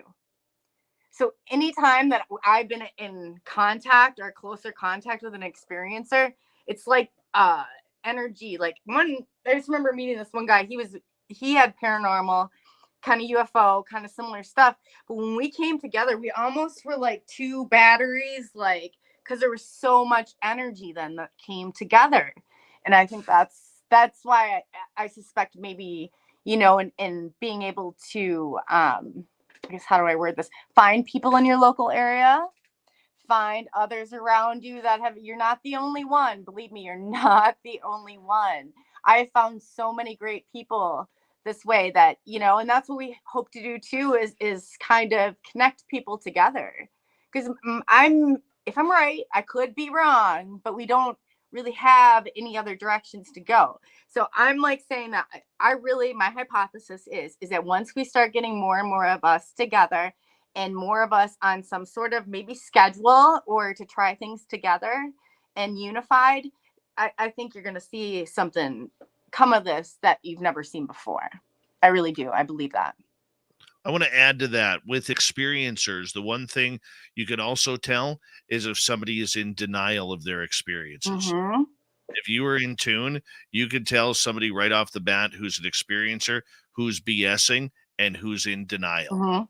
It's Yeah. very interesting. I mean, like I'll give you an example. I was saying publicly, Lou Elizondo is an experiencer way before he even mentioned that he had seen things, because you could just, if you're one of us, you could just tell.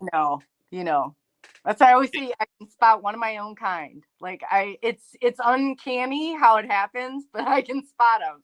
Like, and within like 10 minutes of talking to them, you're like, if this, and year two, you got to realize that some people are in denial. They don't like this, like, whatever. But, the ones that are really like, but they still want answers. I think they're mad just in a different way. But I mean, I just think everybody deserves to know what the hell's going on here.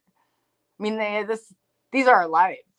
This is our birthright to a degree, but it shouldn't be like an organization holding this truth. So like, let's say like this is the adult Santa Claus, and I'm sorry if there's any kids or listening out there, but hopefully they're in bed already. And it's like, I remember the first time my parents told me, it would have let down, like, oh, this, and this. But I don't know how they've even gauged it when they haven't even gone out and done studies. Because I hear this all the time. We're not ready for it yet. We're not ready for it yet. Well, I am. I think Dave is, I know a couple of hundred people who are ready for this. Like, at what point, like, can they just sign a waiver that they want to remain oblivious the rest of the time? Or we got to do this for ourselves. I say, if we have learned anything in this past 3 years, is we are powerful people united, and there's nothing that we can't do together. So I don't know, if not now, then when? And if not us, then who? So I'm really speaking to every single experiencer out there who really is in search of this truth. And if this resonates with you, where you feel like, man, I really want to be on this project, like this is my thing, please contact me. And I would love to nothing more than to talk to you, because that's how we feel. Like, we put it out there, and I'm like, you know what? I'm going by instinct. So, and just the right people kept coming in and coming in. I'm like, man, this is the only way to do things, you know? Instead of thinking through it, I went by my gut instinct. So I was like, and it really did. It came together very quickly. And I really see in the next few months, I think you'll be impressed. And I would, you know, if there's any ideas that you have too on, you know, on information that you would like to know, or like disseminated, or what you think maybe like are those missing gaps in the system. Like, you know, I'm saying step 2 yet, poor Dave's saying we're step 1 yet. We really are.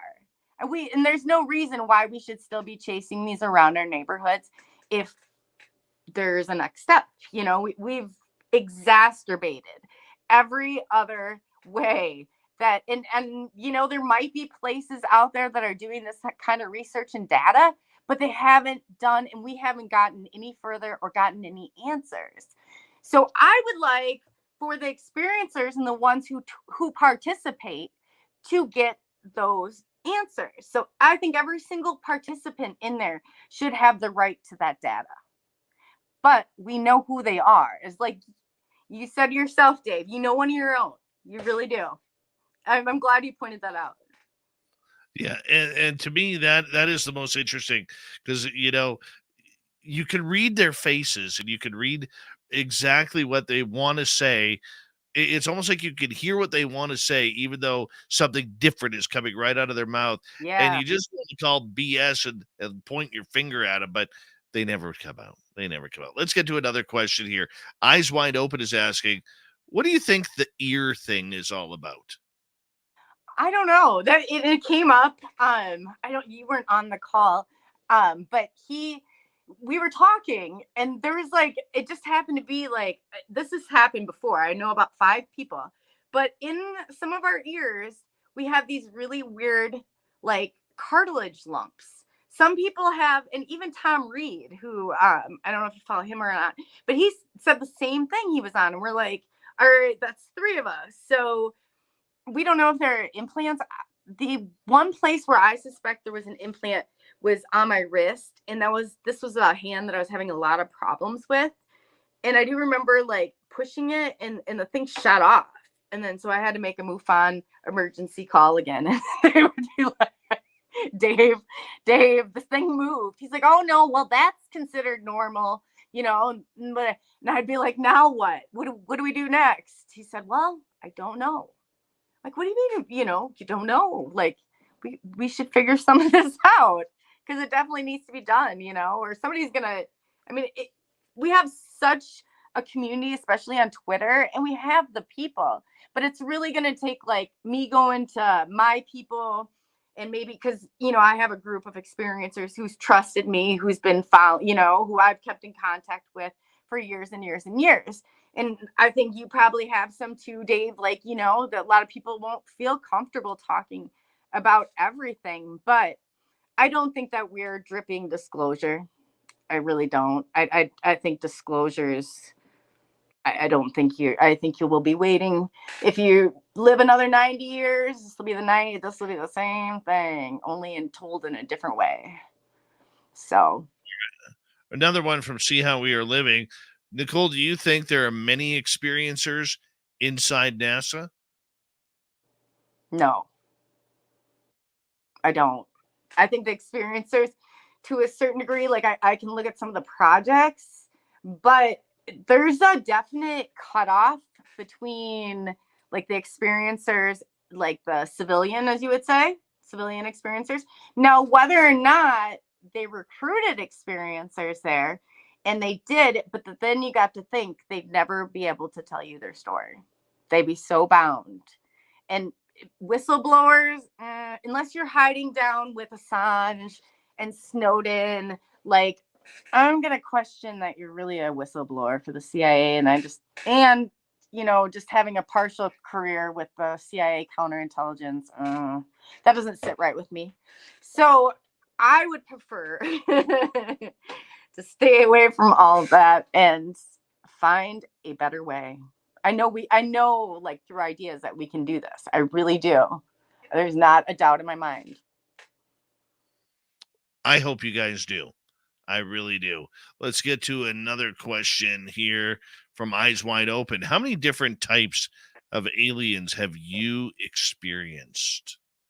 3. First one was with the short grays.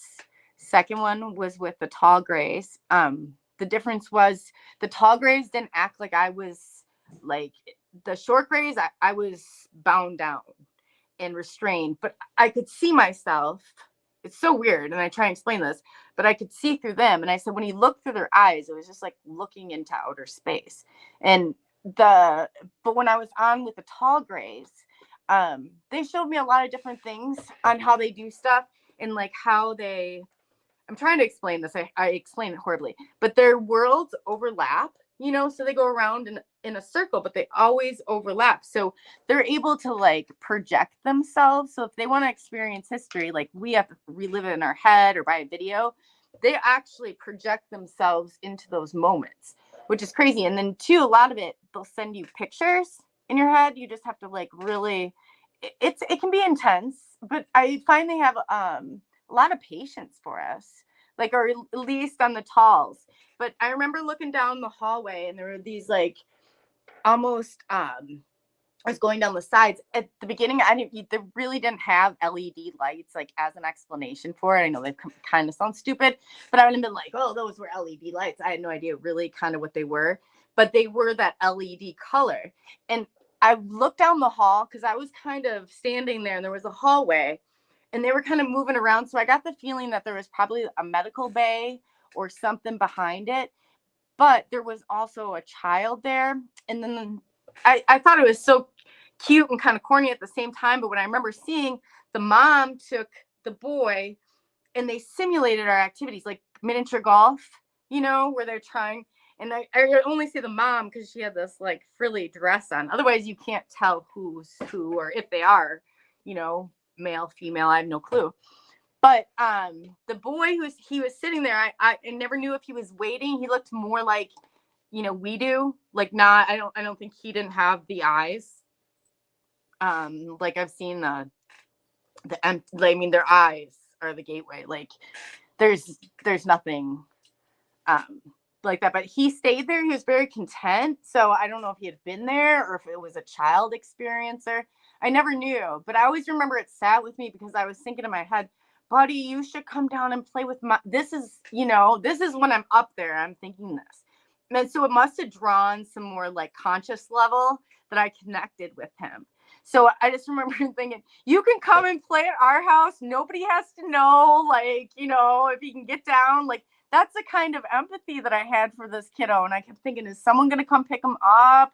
But if it weren't for him, I don't know as if I would have been so aware of the surroundings. But yeah. And then I had the third ones were more like us, but their skin is more white and their eyes are not like the almond shaped eyes are more like the tall grays and the short grays. These are more like blacked out eyes. Like you might see if somebody's wearing like those sunglasses, if that makes any sense. I've seen that. Oh, all right, cool. let's go to Renee. Were you taken? We know you were taken. Mm-hmm. How many times? Let me change that question a little bit. How many times do you think you've been taken? How many times do I suspect or how many times do I remember? Let's go both. Okay, I suspect far more, but 6. But there's still, and that doesn't include like the craft, but I think on 6 times that I remember. Because I remember one time watching the microwave and the stove and the microwave and stove, and there was something else that was blinking too. And then like it was like 40 minutes later, and I was like, what the fuck? Like, is that the, excuse me, what the heck? Is that the, like the electrical company? What was going on? I did some research in it, but it was right around the same time that happened. I suspect, especially if some of that is true, like when you're in those moments, and I think if I went under hypnosis and chose to go down that road, I bet I'd find a lot out. I think that it happened a lot more. And I think what I thought was paranormal as a child, now I'm not so sure as to, how that all played out, because they definitely merge. I'm just not exactly sure where, but they definitely merge, those places. Okay, I think we got time for one, maybe two more questions here. Let's go to Jeffrey. I want to know if the entities are demons or dimensional or from inner Earth, in your opinion. No, I don't think they were from inner Earth, and I don't think they were demons. I think that they look at things different, and if I could explain like how I saw their logic, it's not as emotional, maybe what we are, where they think there's a different way of processing all of this. So I honestly, I'm not sure. I'm a big believer that they're from a different, maybe dimension, maybe time travelers, or maybe definitely from outside of our solar system. Yes. There was, and then one of the experiences that I had when I came back and I shifted back, there was like this it felt like eternity, but it really wasn't. It's maybe like a few, like 20, 30 seconds. But I was in this black void and it was crossing over. Like I was crossing over from wherever I was with them back here. So that's what makes me suspicious, if that makes sense. I get it. So I figured that we're going to, and because of whose contamination, I don't know. That was another thing I was told, but like, I almost feel like maybe they may be contaminated, towards us. We have to think of it the other way around too. But how this is working out, and especially because there's no doubt about it that there are some malevolent ones that are here and walking among us that look like you and I, and they're not the same ones that I have encountered. These are your people and your governments, or you're kind of in control of things, and you don't know. It's sad because I think we're coming to a point, if we don't get some of this on paper, that AI is going to merge so much that how's anybody going to tell the difference?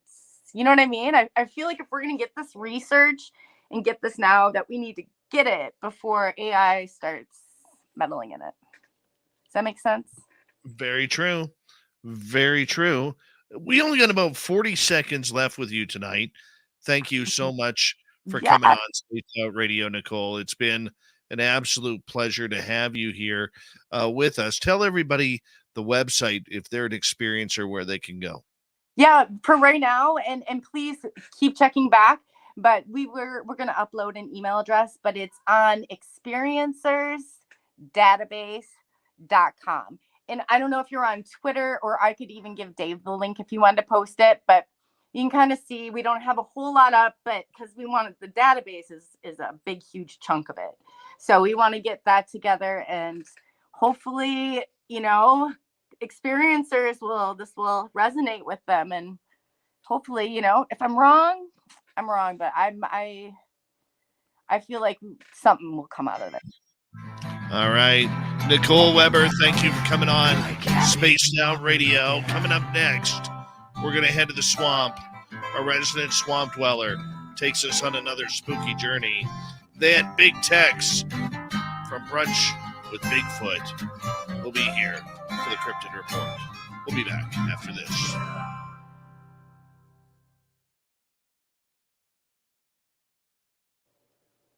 Great job, kiddo. Awesome.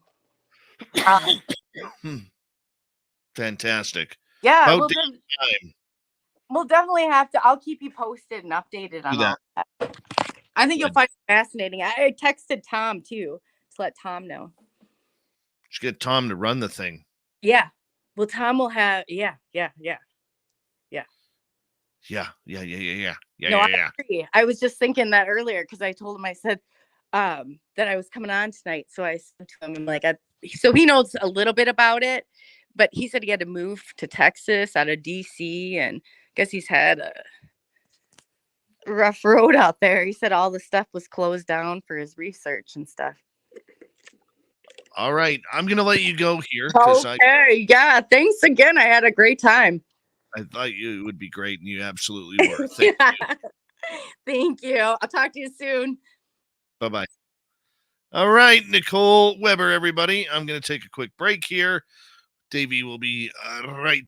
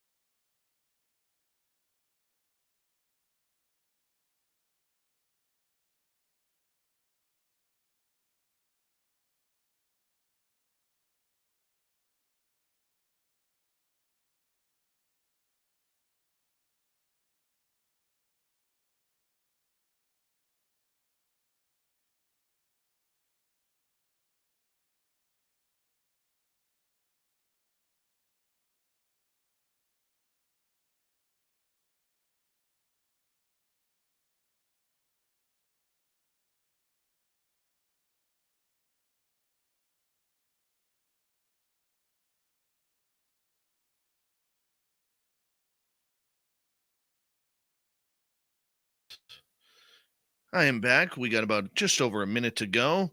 And text the Swamp Dweller audio will be about 3 minutes, 45 seconds.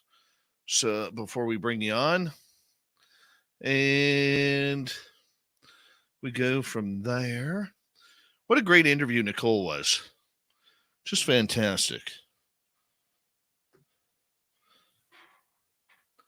Want to remind you all that you could go to our Facebook event page for our second annual fan get together in Las Vegas, Nevada at the Golden Nugget, May 19th through 21st. All of our Spaced Out Radio hosts are going to be there, and all of our team is going to be there, and some UFO, Bigfoot, and paranormal celebrities to hang out with, ask your questions, and it's all right there. You can just add yourself right to it. It is open to the public. We want all of you there, May 19th through 21st, 2023 at the Golden Nugget. So check it on out. We want you to come. And thank you tonight to Renee, How We Live, Thomas times 2, and Kira for the super chats tonight. Here we go with hour number 3.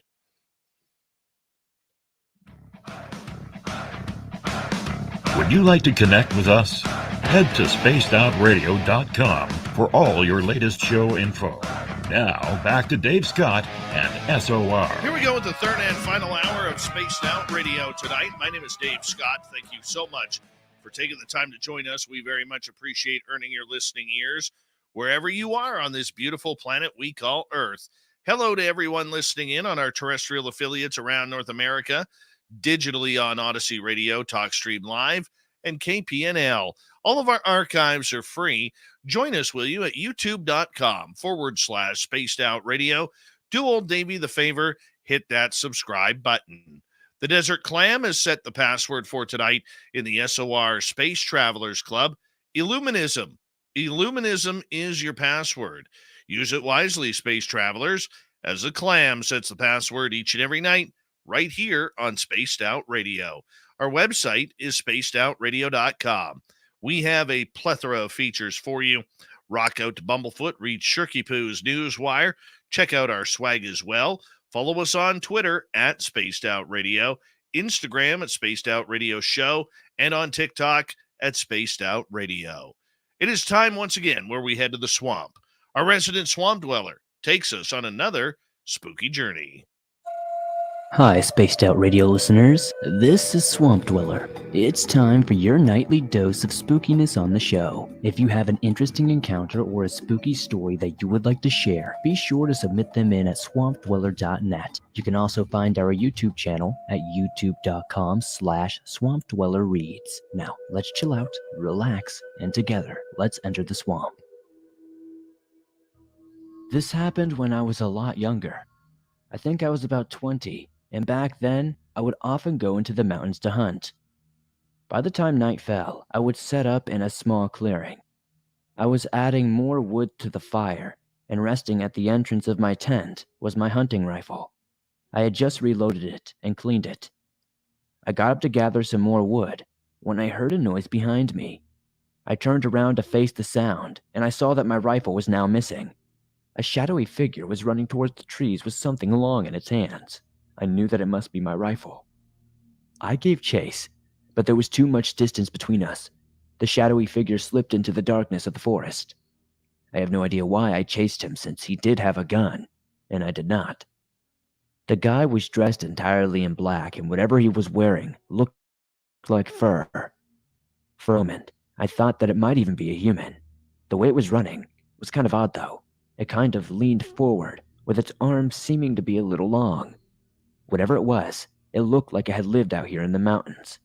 It looked feral and far too big. I had no choice but to run back to my campsite.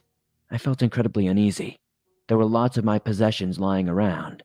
He could have taken anything of value, but he didn't. He just took the gun. While I thought about that fact, a chill raced up my spine. I didn't know how much danger I was in at the time, and I was alone in the woods at night. There was a pitch black darkness all around me. Clouds had covered up the moon. There was no way that I was going to be able to sleep that night. I decided to extinguish the campfire. I didn't want to remind this guy of my location. I planned on getting out of the woods as soon as the sun began to rise. I didn't want to be out there walking around in the dark. I grabbed my hatchet, kept it in my hand, and waited for the morning to arrive. Thankfully, the night was uneventful and I was safe. At the first sight of morning, I quickly packed up all of my things and started back down the mountain.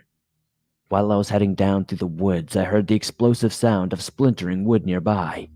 I saw a bullet hole in a dry tree trunk just a few inches away from me. I immediately thought about my missing gun and the events of last night.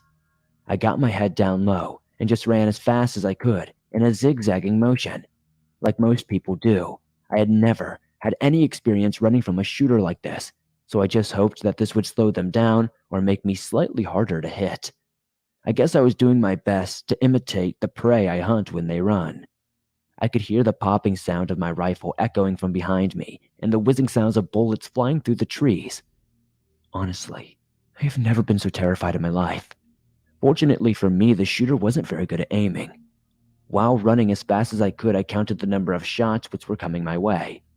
When it reached the number of bullets that I had loaded into the magazine, I basically collapsed on the forest ground. He should be out of bullets. The tension was unbearable. All I could hear was my own labored breaths. Then I silenced myself as an alarming thought crept into my mind. What if he was reloading? What if he had another weapon? I was exhausted, but I knew I couldn't take any risk. I needed to run again. Just as I was getting to my feet, I heard something heavy land next to me. It was my rifle. I looked at the barrel and it was bent. I just ran and hoped for the best. I managed to make it down the mountain and back to civilization. I haven't been hunting since. I totally fell out of love with it. Yeah, that'll scare you. That'll scare you. The hunted or the hunter becoming the hunted. Yeah, there's nothing freaky about that. Why you never go hunting alone, people. You never go hunting alone. Always going to big crew. All right. Thank you so much, Swamp Dweller, for another spooky story. You can hear Swamp Dweller kicking off hour number 3 of this show each and every Monday through Friday night on Spaced Out Radio. And you can go, if you want more, go to his channel, youtube.com/Swamp Dweller Reads. It's free to hit subscribe, just like it is on our channel. And you can hear thousands of stories just like that. All right, we're going to get to the Cryptid Report tonight as Super Duke has taken the night off, but that's okay. We got Big Tex from Texas Front Porch here to talk a little cryptid action with us.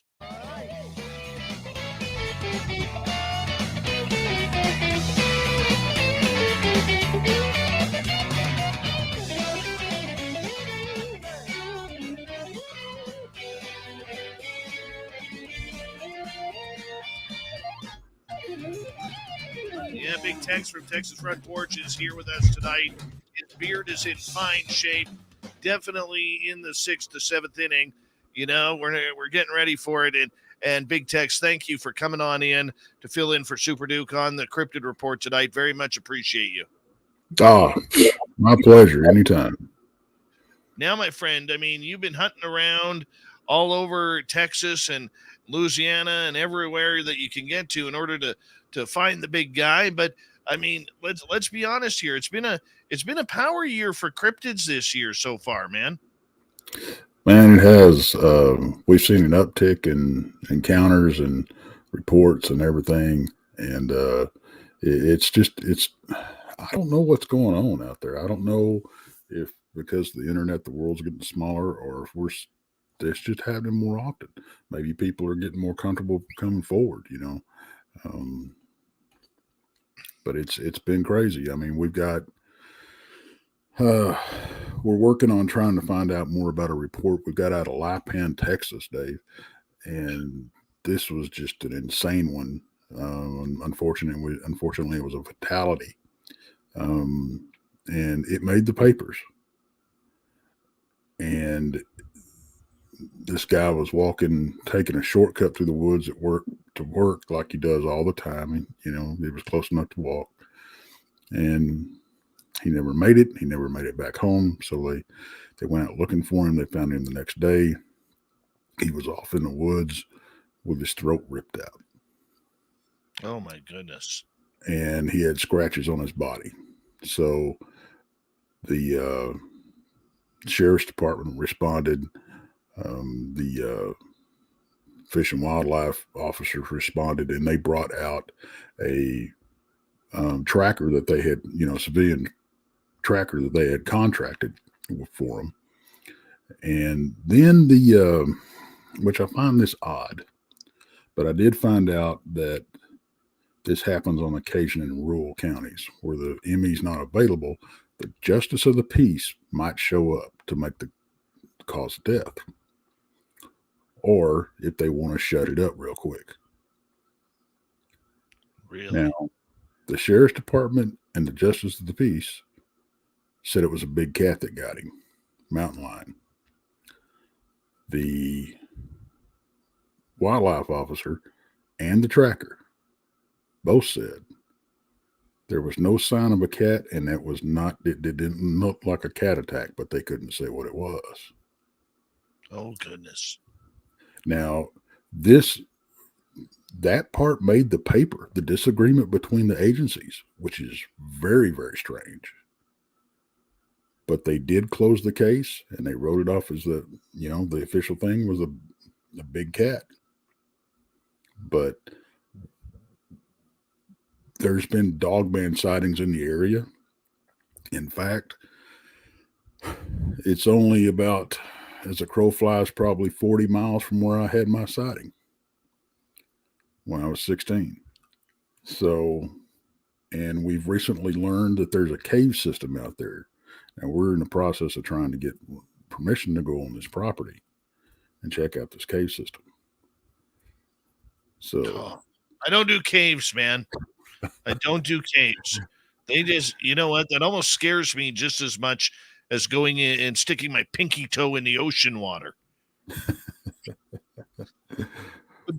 But Tex, I want to ask you something just before we continue on with this case, because this story sounds absolutely phenomenal, and I do have a question about it as well. But we mentioned that right off the bat that there's so many sightings this year, more people than ever seem to be reporting these cryptids. The one thing that I noticed during COVID over the last couple of years, when we really couldn't travel due to whatever the laws were, and we're not here to debate or discuss those, but a lot more people were buying RVs, a lot more people were buying camping gear, because normally we would sit there and hop on an airplane and go somewhere for travels, but we couldn't do that. So a lot of people bought trucks and RV trailers. Do you think it's because maybe those same people, after a couple of years of doing that, have fallen in love with the outdoors again and are continually going back out there camping a few more times a year, combined with maybe their flight to Mexico or Disneyland or whatever it may be? I think there's a very good possibility. And there was a record number of bass boat sales, of boat sales, period. There was a record number of fishing licenses sold. There was places around Texas running out of boats because people were buying them so much. So and camping gear was it was hard to find, like you said. So that may very well play a part in it. And what I don't understand, what has changed over the last few years that people are willing to come forward more than they used to be. It doesn't seem like it's as taboo as it was, and don't get me wrong, you still get, when you come out of the proverbial closet on this stuff, you still get looked at like it's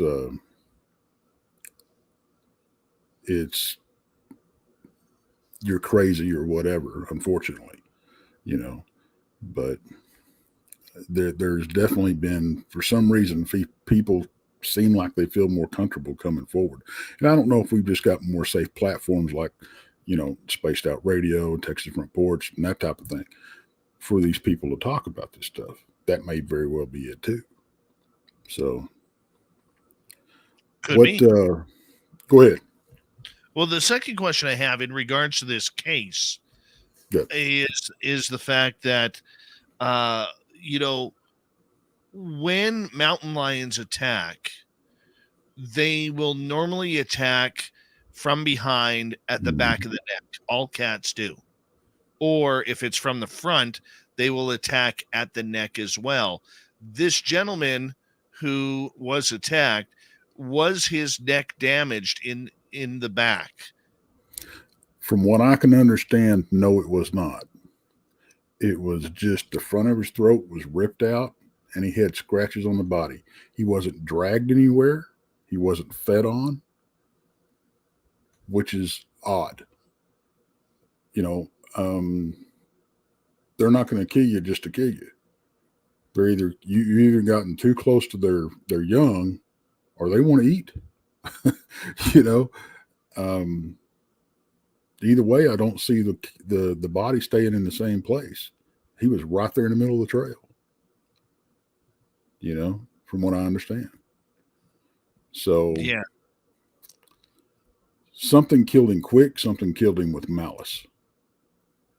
Because from what I understand, the way it was worded, there were scratches on the body. Not the body was tore up. Not, you know, why would you go to the extent of saying his throat was ripped out and, oh, there were scratches on the body? If there was more damage to the body, it seems like they would have had more information on that. You know what I'm saying?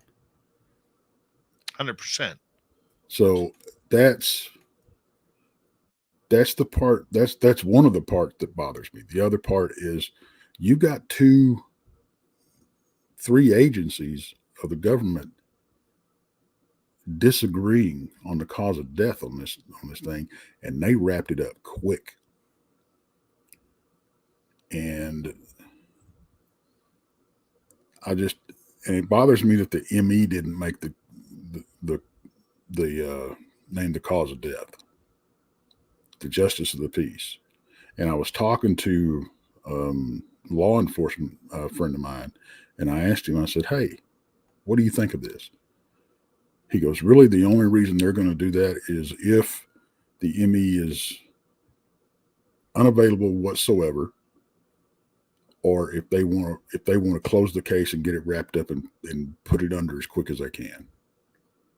And that's kind of what it sounds like. But I'm leaning towards it was probably a dogman that done this, because I know they're in the area. There's been other sightings, so. But I want to dig into this. I'm ready to go out there and do a little spelunking. If I can get I may end up like Winnie the Pooh stuck in the hole, but I want to go out there and give it a shot. I do have a question about Dogman for you, as we got about 5.5 minutes before we have to go to break here at the bottom of the hour. The energy that Dogman possesses, okay, I've talked to people who've been around this creature, you know, whether it was Butch Witkowski talking about it, or Brian Bowden, or Alfred Santariga, or many others who've discussed Jody Cook, you know, to name a few who've discussed this. And they say there is just a real amount of fear that seems to go in that area where you're in place. Now, I've felt that a couple of times, although I never saw any creatures around when we saw it or felt it. For you, being in that area, what do you know about, you know, the feeling that people get when these dogmen are around? Well, there's actually a term that people have started using, and they call it the dogman sickness.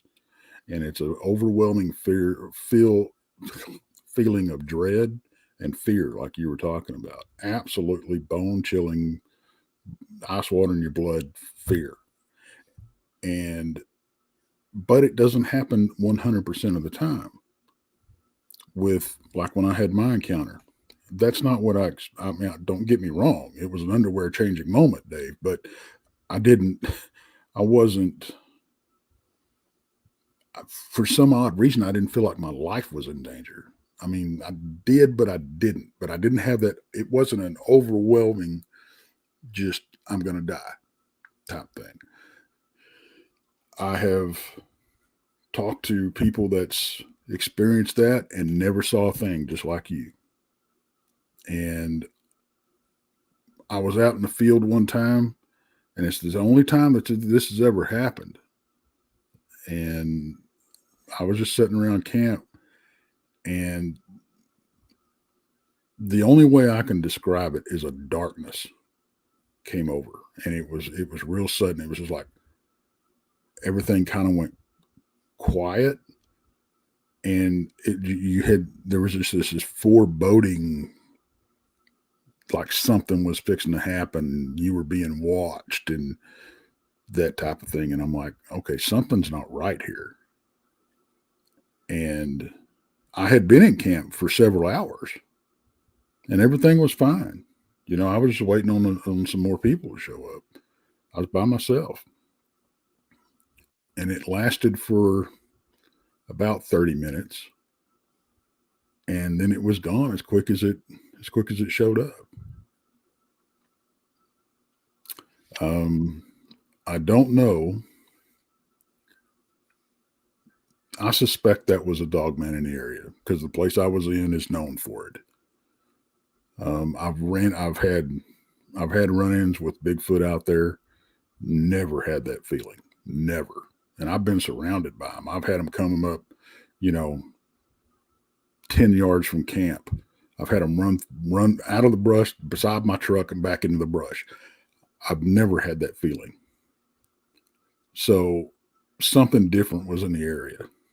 Now, I haven't encountered dogman out there, haven't had a sighting out there, but I do know that people have. So that very well could have been it.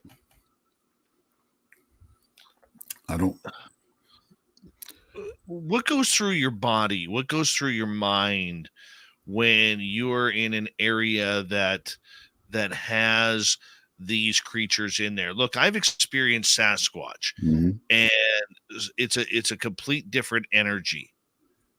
You know what I'm saying? It is. I don't know. I call it a gut feeling, Dave. I don't know what else to call it. I've been told by other people that I'm sensitive. I don't know. I don't know if I buy into that that I have that talent or that gift. It's just, I've always called it a gut feeling and I've always trusted it. But I have gotten to where I can go out to where I research, and I call it getting the vibe of the place. I'll get out of the truck and I'll just stand there and kind of listen to what's going on, listen to what animals, what birds, insects I hear, and just get an overall feel of the place, because it changes. And out there, it can change from hour to hour to hour. But I have been able to, now I'm able to differentiate if I've got critters around me, just Bigfoot, or if I'm fixing to run into the paranormal type thing, or if it's just nothing. So I guess it's that sixth sense that everybody talks about. It's that spidey sense. But the problem is, I think a lot of people have lost touch with it, and they tend to ignore it, and it gets them into trouble 9 times out of 10. All right. Big Tex, I'm going to get you to hold on right there for Texas Front Porch on YouTube. Check it on out. We'll be back with more of the Cryptid Report when we return on Spaced Out Radio. Stay tuned for Cryptid Stories coming at you.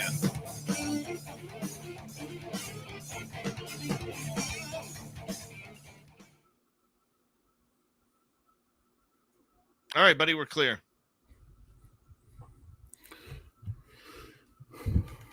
Man, I appreciate you letting me do this. I like this kind of stuff. I like having these conversations with you.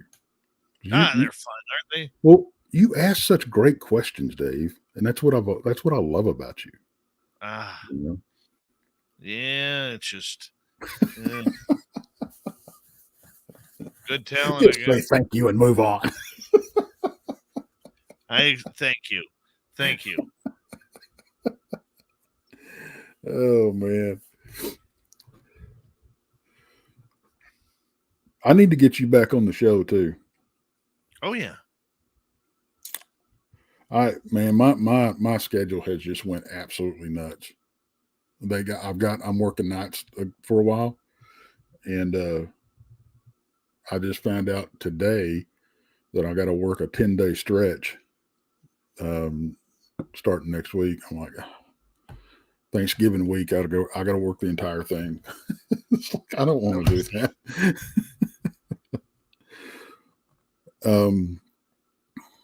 Yeah, in fact, I'm going out in the field this next weekend before I have to work that 10-day stretch. So I may have some stories when I come back. Well, that's all right. Stories are good. It's supposed to be colder than a well digger's butt, but yeah. Of course, come to my with place. You, it's going to be down to 30s. That's short weather for you. Just kill me now. 30-degree weather. Kill me now. Right? Jeez, man.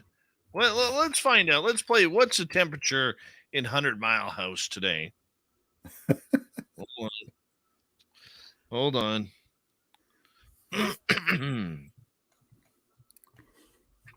Well, right now it's partly cloudy, and it's a low of minus 19 Celsius, and that would be the equivalent of minus 2 Fahrenheit. And let's see here. We're going to see a low tonight of minus 22 degrees at 7 a.m. Which will be minus 3 Fahrenheit. And then the sun is going to warm this up until about minus 11. And then by dinner time, it's down to minus 16, 17 again. Yeah. And then, oh, goddamn. Same thing all week. Too cold already. Too cold. Christy, how are you? It was about 80 this morning or today. Yeah. Anybody who had above plus degree temperatures, okay, or above 32 Fahrenheit, thank you very much for coming on in and enjoying your day. To all of you.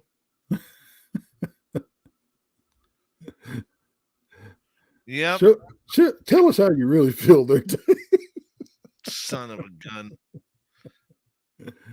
Oh man. But yeah, that case out of Lipan, man, is just it's really just got me flabbergasted. I don't. There's so many holes in that thing, and it's wrong on so many levels, man.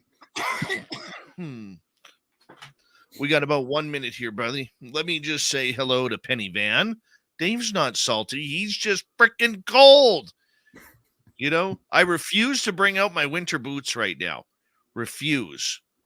And I got to put up my Christmas lights in this crap too. All right. Who else? Billy Gunn. How you doing? Welcome to SOR Chat. Maggie M10. Christy D. How are you? Thank you for joining us. And Terrible Times. Nice to see you again.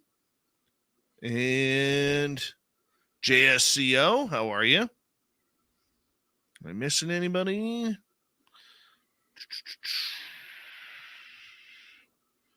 I don't think so.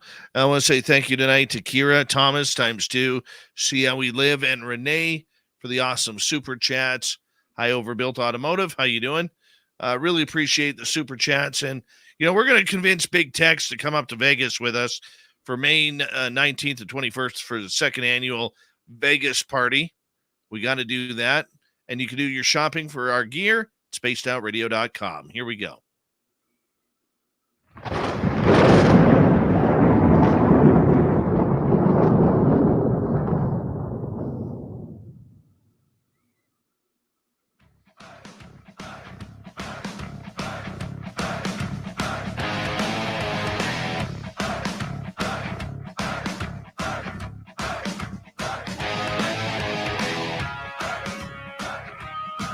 We're on a third. We're heading for home tonight on Spaced Out Radio. How y'all doing? My name is Dave Scott, huddled up in my Canadian igloo here in central British Columbia, broadcasting to you live tonight.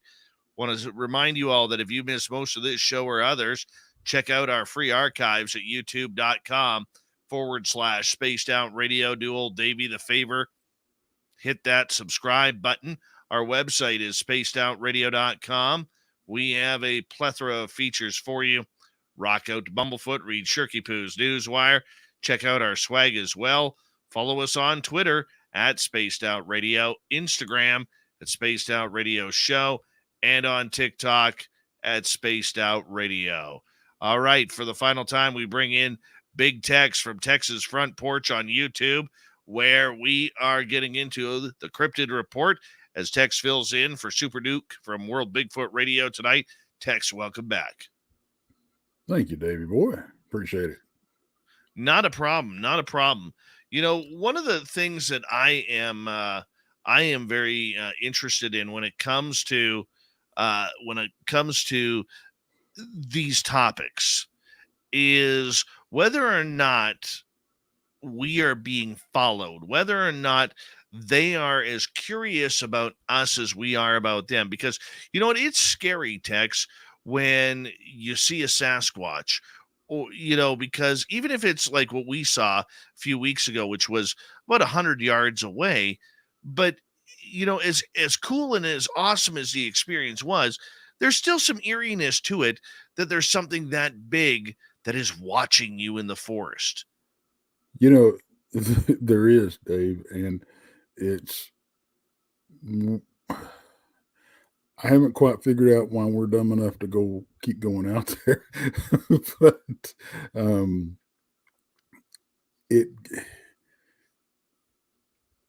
for a while I was really, really on guard when I started going out and doing this a lot, and I'm thinking these big monsters are out here, and I really have to be careful and have my head on a swivel, all that, which you do. Don't get me wrong, just normally. But then I got to thinking about it, and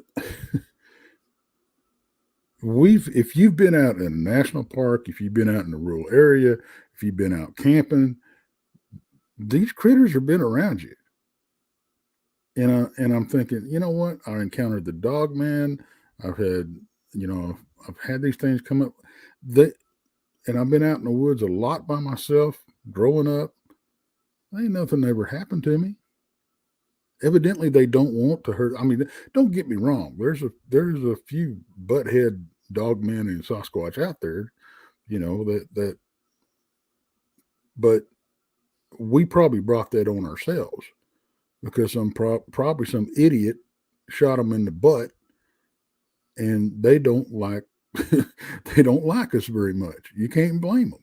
Plus, you're walking into their living room, and most people walk in there and just trash it. So, if they get what most people call aggressive, well, can you really blame them? But I got to thinking about all that, and I said, they've never reached out behind the bush and grabbed me and beat me up or tried to eat me or nothing like that. What's changed? Absolutely nothing. And until I got that right in my head, I was always real guarded. But now I don't worry about it, because it takes away from that part. If you occupy your mind with being all worried and concerned about stuff that, you really don't need to be, that takes away from your situational awareness as a whole. And you miss a lot. So when I finally got my mind wrapped around the fact that they're not waiting around behind every tree to kill me, I was okay. But yeah, unfortunately, when people have these encounters, it scares the bejesus out of them. They never go back in the woods. They never go hunting. They never go fishing again. And that's very unfortunate. It's heartbreaking. It really is. That people are traumatized by it. But and I don't think that what a lot of people are calling hostile or aggressive encounters are actually that. I think it's these critters trying to keep it from getting that way. When you get bluff charged, when you get hollered at, when you get screamed at, you get a tree shaking at you. I think that's them telling you, look, I don't want you here. Get out. And some people are just either too ignorant or too stubborn to pay attention to what they're trying to tell you. You're in my house. I'm not taking visitors today. Please leave. See yourself out the front door. But I don't think they're trying to be aggressive. I think they're trying to keep the encounter from escalating to an aggressive encounter. That's my personal opinion. But okay, so what about rogue creatures? We don't hear enough about, every wild animal has its way of thinking, but we right. also know that whether it's lions or killer whales or any type of species, even wild dogs or feral dogs that have run away from home and joined a pack, that they do get these rogue animals that will attack anything. And I think of many times we've heard about the Gugway or the Beast of Bray Road, which seemed very angry. I mean, why don't we hear more about that? Well, I think it does happen, and that gets us into the whole 411 thing, I think. I don't think that's the sole reason. I don't think there is a single reason for that phenomenon. Excuse me. I think it's a plethora of reasons. I think the rogues do play a part in that.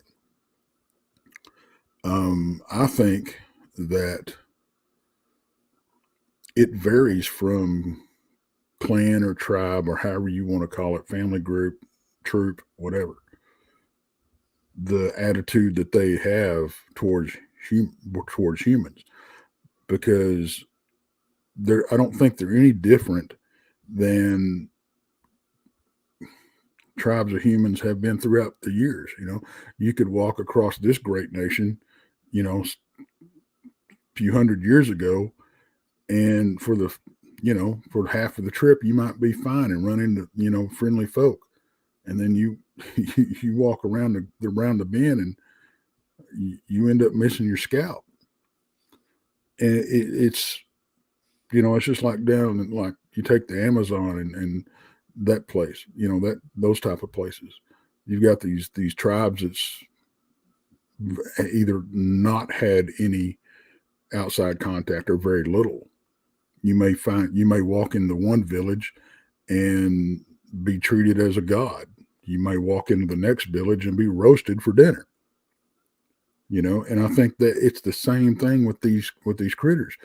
It's just there's good ones and there's bad ones, but I don't think there's many bad ones as there are good ones. I think it's the ones we do hear about, unfortunately, bad press sells. Okay. Well, what about areas much north of you, like in Louisiana with the Boggy Creek monster, or Mhm. you hear about the Ape Canyon around Mount St. Helens, that had a very, very angry set of Sasquatch around there. I mean, we hear all of these pods of these creatures that Right. are pretty heavy duty into being left alone and or protecting their territory. Yeah, and I think you hit the nail on the head. Maybe they had never seen, especially like the Eight Canyon incident. Maybe they had never even seen a white person. And if we're totally honest, we really don't know what them fellers did out there that may have triggered what happened. They may have been hunting and mistaked one for something else and put a bullet in it. You really don't know. They may have trespassed on some sacred ground. They may. There's so many variables that could be thrown into that we just don't know what caused it. It could be as simple as they trespassed where they shouldn't have gone. And they were just trying to run them out, plain and simple. But I think you do have those that just don't like us. You hear about, we've all heard, or most of us have probably heard the LaFleur massacre, in Oklahoma. Tell our And audience about that one. it's, and me and Duke has talked about this. We think it was a Gugways, and there's varying reports. But what was happening, from what we can find out, what was happening was these critters were kidnapping women and children from this tribe. Well, the LaFleur was a captain in the light horse infantry. Now he had 4 brothers with him, I do, but yeah, it's 4 brothers. Oh man, what was their names? Can't remember their names, but these were huge individuals. The youngest brother, which was 18 at the time, was the only one that was under 7 feet. The father or grandfather was rumored to be almost 8 feet tall, and they rode with him. Well, evidently LaFleur was tight with his tribe, or it was his tribe or whatever that was getting attacked by these creatures, which we think were Gugwait now. And so he brought his unit in and recruited some braves, and they went hunting these creatures. Well, they found them, and when they found them, they found they were there was a pile of bodies, though, in all sorts of different stages of decay, and they attacked these creatures. Well, one swatted LaFleur's horse to the ground, and then with another swat took LaFleur's head off. Well, the brothers they downed 3 or 4 creatures with headshots, and then the younger brother, he ran off chasing one that was wounded. And when they found him, he was straddling the body and had just finished cutting the head off with his Bowie knife. He finished it off with a knife. I mean, that's how tough these boys were. But when they were all said and done, they'd killed all the Bigfoot or Gugway, however you want to look at it, and they buried 19 children, the bodies of 19 children, and they buried LaFleur right there with them.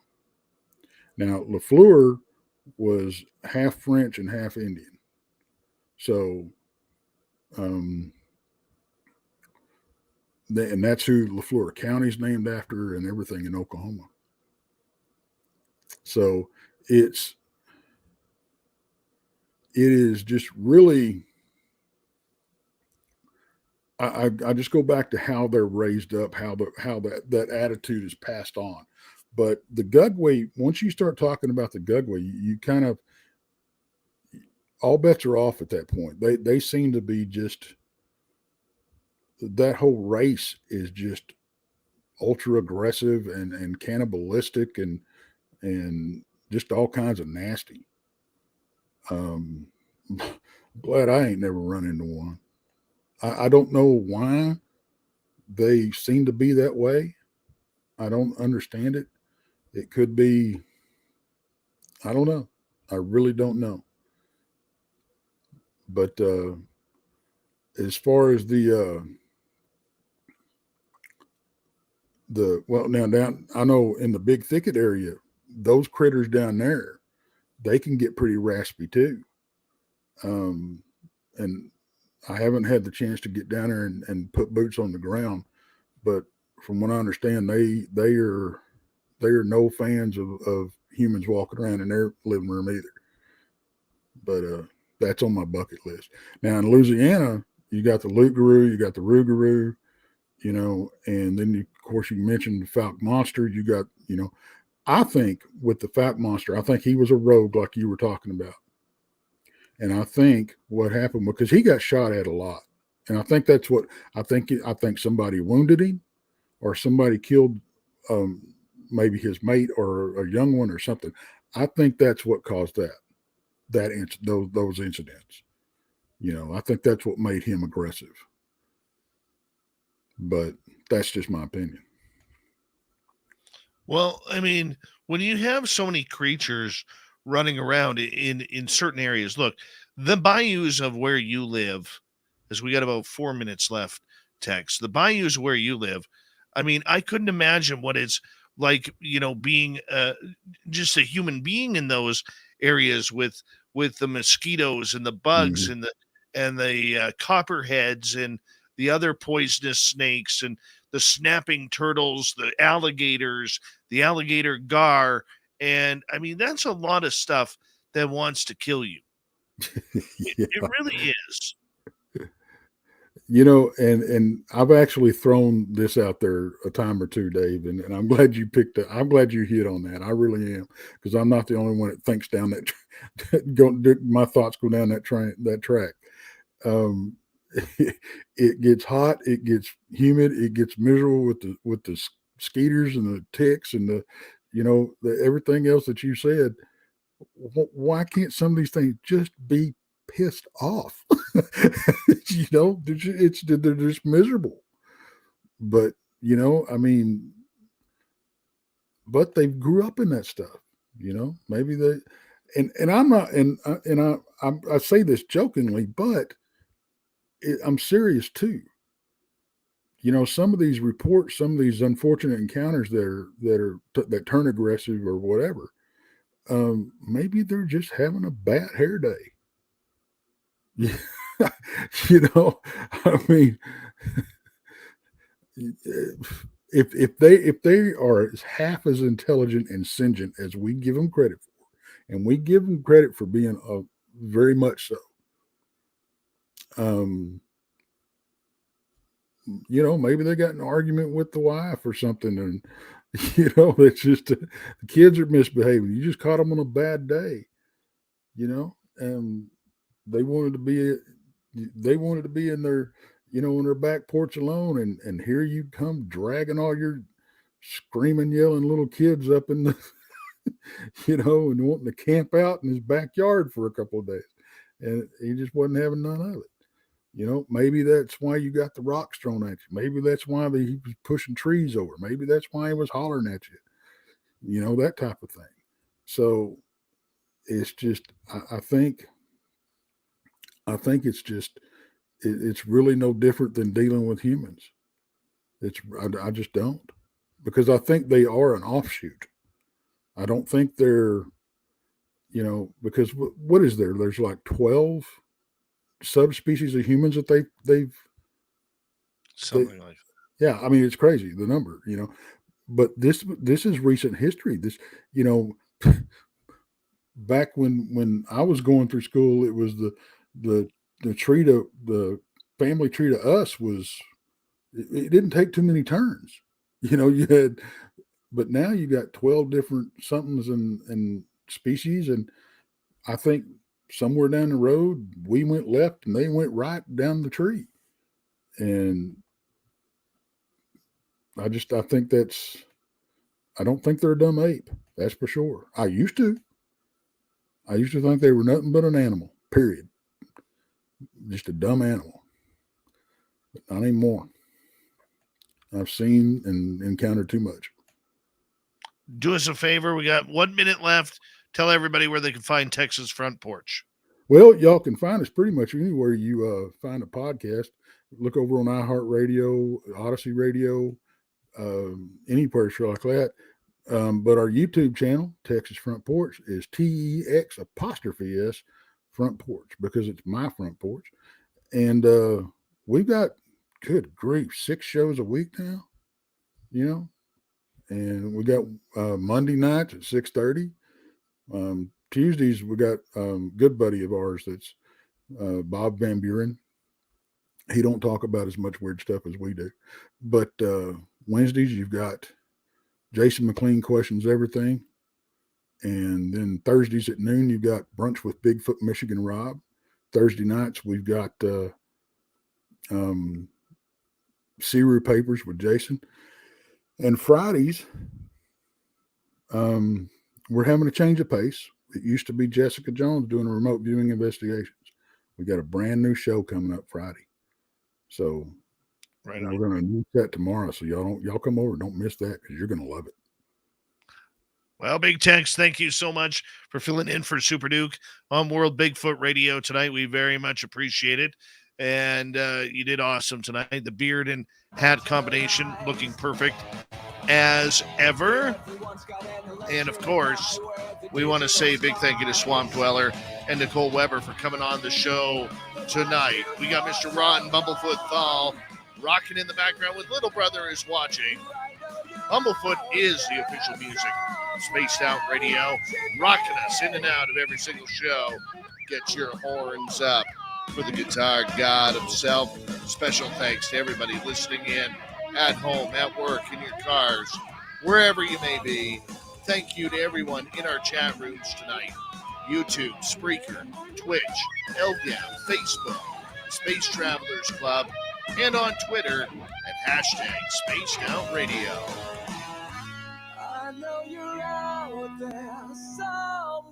Remember, this show is copyright by Spaced Out Radio, SOR Media Ventures Limited. Thank you so much for choosing to share your evening with us, because together, my friends, we're watching. We own the night. Mr. Bumblefoot, we need a favor.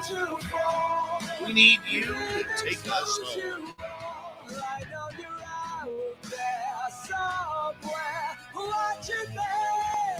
Yes, the Woo train has docked for the night. But soon, my friends, we shall ride again. Your seats are always available. Your tickets never expire. And if you want to bring a friend, we've got room for them too. Good night.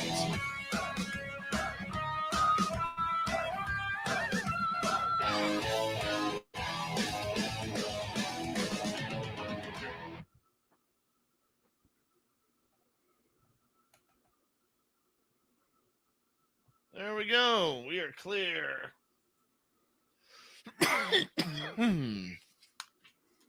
Awesome stuff tonight. Awesome stuff. Had a good time. Thank you, brother. Oh, anytime, man. If you want to stick around while we're editing, you could do that. Sure. I don't mind. AZ man, how you doing? Been a while? Yes, Dave cut his hair. Dave cut his hair. I know it's disappointed a lot of people. It really has. I'm still jealous. So, whatever. Some of us had to have a gorgeous head full of hair. I'm not saying it's not going to come back. I like it. I like the style you got I want it going. to come back under the proper under the proper circumstances. Yep. And that's me down about 55 pounds. Well, I like what you got going on. I appreciate that, man. I do. We try our best. We try our best. You know, there's a lot of work to be done. I mean, the work, I mean, you know, from doing your own thing that the work never ends. Yeah. Yeah. Here lately, it seems like every time I turn around, I get to spend about 10 minutes sitting with the wife, and then I'm, oh, well, I got a show to do, or I'm being interviewed on here, or and it's just like, I got to go schedule a show. I got to go edit a show. I got to go make a phone call. This is going on, that type of thing. So it's just, it's never ending. It doesn't end. I mean, I look at it, man, where, and I'm sure you're the same way, where you get people sending you videos on a daily basis because they saw all these videos that really, really caught their attention, Mm-hmm. and they send it to you, and you're like, I hate to be rude, but I'm never going to see that video, man. And or YouTube stuff or quick hellos, and it's like I feel so guilty, but there's nothing I can do, right? Yeah, I get that a lot, and I think the thing that I hate most is, people will send me pictures that they've taken or video that they've taken, and what do you think about this? What do you think about this? And I'm my own worst critic in the field. So when it's, somebody else's stuff, it's probably worse than that. But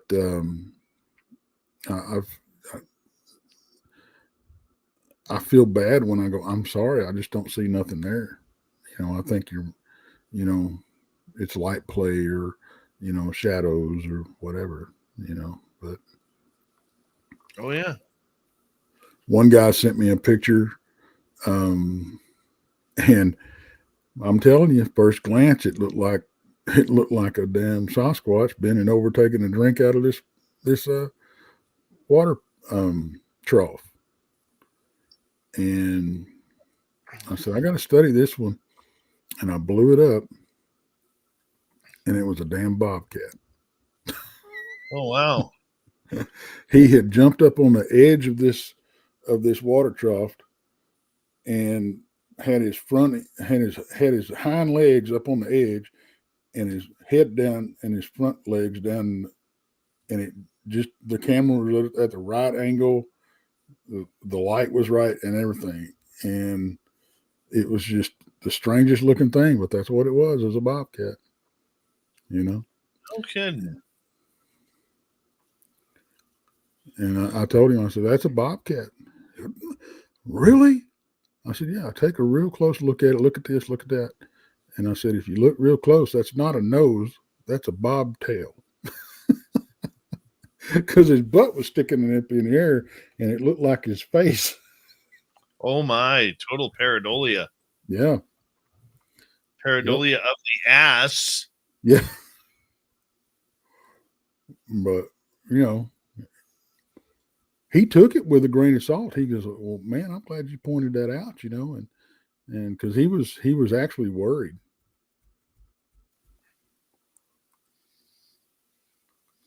My goodness. Now we got everybody talking about bobcats.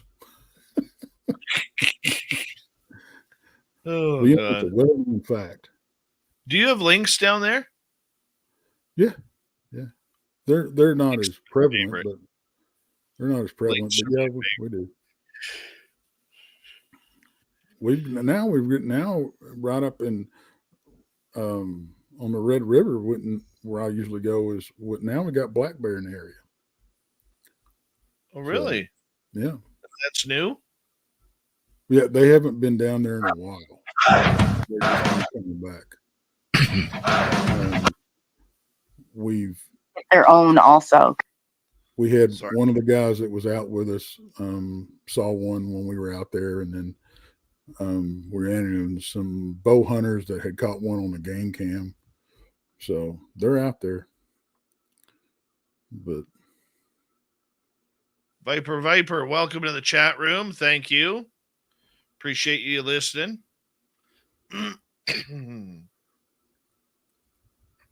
Monica says, great show, Tex. I'm a fan. well, thank you, Monica.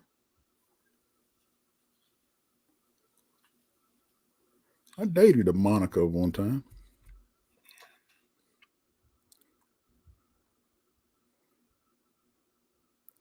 Do you have a lot of critters coming? Hey, let me ask you this. Are you getting any more of these mini dinosaur reports? No. We've had quite a few of the pterosaur reports coming in, but I haven't heard anything about any little dinosaurs. Yeah, a guy you might want to interview from down in Texas is Jonathan Whitmore. Or pardon me, Whitcomb. Jonathan Whitcomb. And he has been following the story of the pterodactyls for years because between where you are in Texas and north of me is one of the triangle lines for these creatures. Interesting. Yeah. Blackbird Immaculate, how you doing? The Vegas get-together is May 19th through 21st. I will just give me a second here. I'll put the link in the I'll put the link in here. All right, that should do it right there. Just add yourself to this. I think that'll take you there. And put in that you're coming or that you're interested.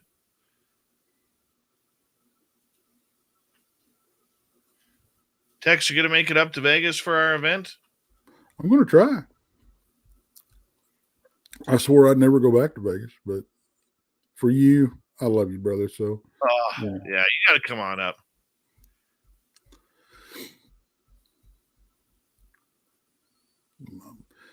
I think Sick New World Fest is the week before Blackbird. If that has a System of a Down and everybody playing in it, I think it's the week before. Hey, Nick, shoot me a text, man. I need to talk to you about this coming weekend.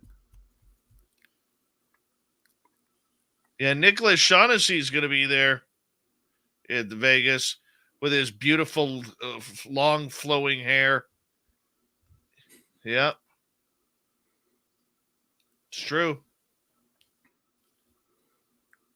It's true. We got it going on.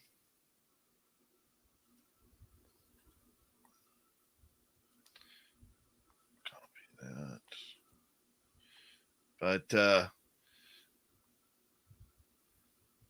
yeah. It's going to be a lot of fun. I am so looking forward to it. I had so much fun last year meeting our listeners and our fans and everybody, you know. Trust me when I say this, Duke, when you guys get a little bit bigger, look at doing something like that. It's one of the best things. It's honestly one of the best things I have ever done for our radio show. And give me 1 second here, because I think I screwed up here. I totally did.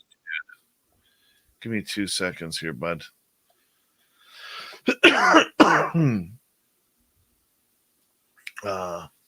I forgot she dropped an F-bomb in here. She So did. She did. 35, 45, 55. Their skin is more white, and their eyes are not like where the almond shaped eyes are more like the tall grays and the short grays. These are more like blacked out eyes. Like you might see if somebody's wearing like those sunglasses, if that makes any sense. I've seen that. All right, let's go. Cool. Let's go to Renee. Were you taken? We know you were. Okay, I suspect far more, but I 6. But that there's still, and that doesn't include like the craft, but I think on 6 times that I remember. Because I remember one time watching the microwave and the stove and the microwave and stove, and there was something else that was blinking too. And then like it was like 40 minutes later, and I was like, what the fuck? Like, is that the microwave and the stove and the microwave and stove, and there was something else that was blinking too. And then like it was like 40 minutes later, and I was like, what the fuck? Like, is that the microwave? The fuck? Like, is that fuck? Radio stations just don't like that. Oh, it's gonna be probably around there. All right, so let me just resave this. Oh, stop it. Save file as. Okay. Override that.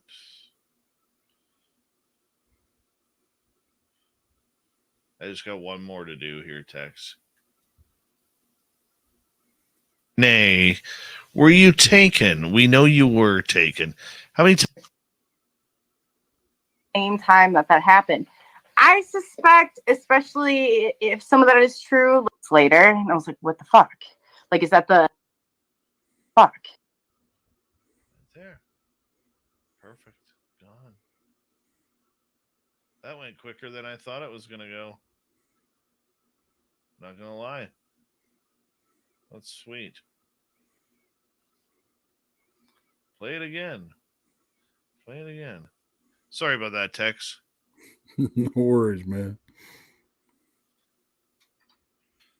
Yeah. I know she didn't mean to. Yeah, you could, as soon as she said it, she was like, oh.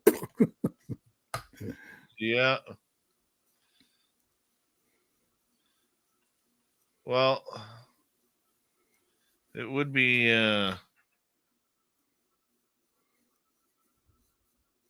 nice to once we get the real setup going again in the future, we'll have our swear button going again. And then it's like hopefully live with everything again. But we'll see. I don't mind doing it this way. I don't. Makes the reward even sweeter the harder work you got to put in, right?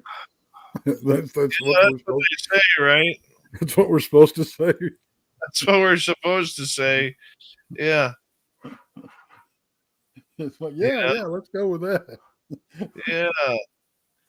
Yeah, all you people out there.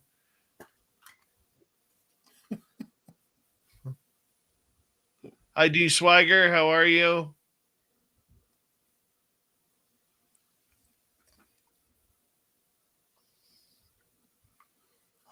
I got to figure out what I'm doing for breakfast in the morning. Tim Hortons is closed right now for a month. You have no idea how much that breaks my heart. What is that? Our coffee shop.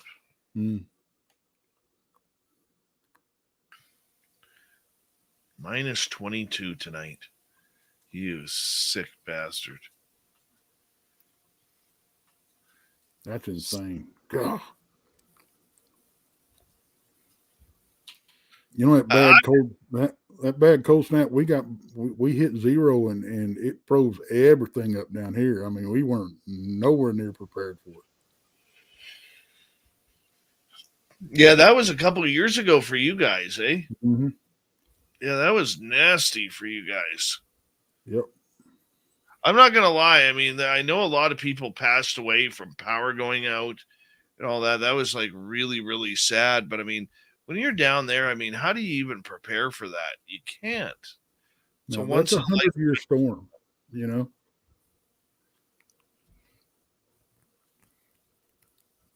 I mean, it was. I don't know, man. There was so much. You know, from what I heard, there was a bunch of carbon monoxide poisonings. You know, people's power going out, and they were building fires in places where they shouldn't have built fires. You know. I could see that. I really could see that, man. You know, up here it's even um um you know, we still get it up here, dude. Like we get a bunch of rookie people moving up here every year. And and we get a bunch of, you know, people who just um just try to I don't even know how to explain it. You know, like apparently last year a bunch of people from Vancouver bought houses up here because they were cheap and all sorts of stuff, came up here to live mortgage free. And then before once last winter got cold, um 40% of them sold this year to get the hell out of town because they couldn't handle the cold in the winter.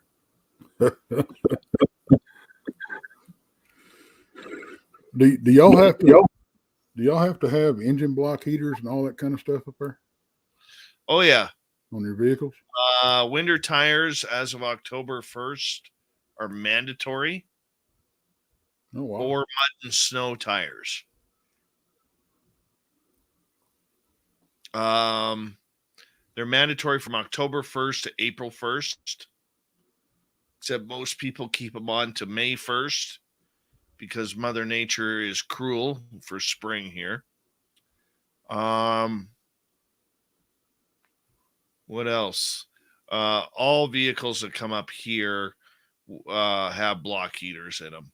You need them, you know. Or if you end up freezing your vehicle, you don't start it until it starts to warm up or it's near freezing. You have to let everything kind of settle back in. Yeah. You know, so it's kind of cool to, you know, I'll be honest with you, when it gets really cold out, I love breathing. I love going outside just to breathe because it's just so easy to breathe and it's all clean, crisp air. And when it goes into your lungs, I mean, you can feel it and it just feels friggin' great. It really does. Man, I sure want to get up there and visit y'all sometime. Oh yeah, dude. Oh yeah. I'm not gonna lie, it's pretty amazing. It really is. It's I just can't imagine myself living anywhere else. Yeah. I really can't. The people are nice. Gorgeous up there. Yeah.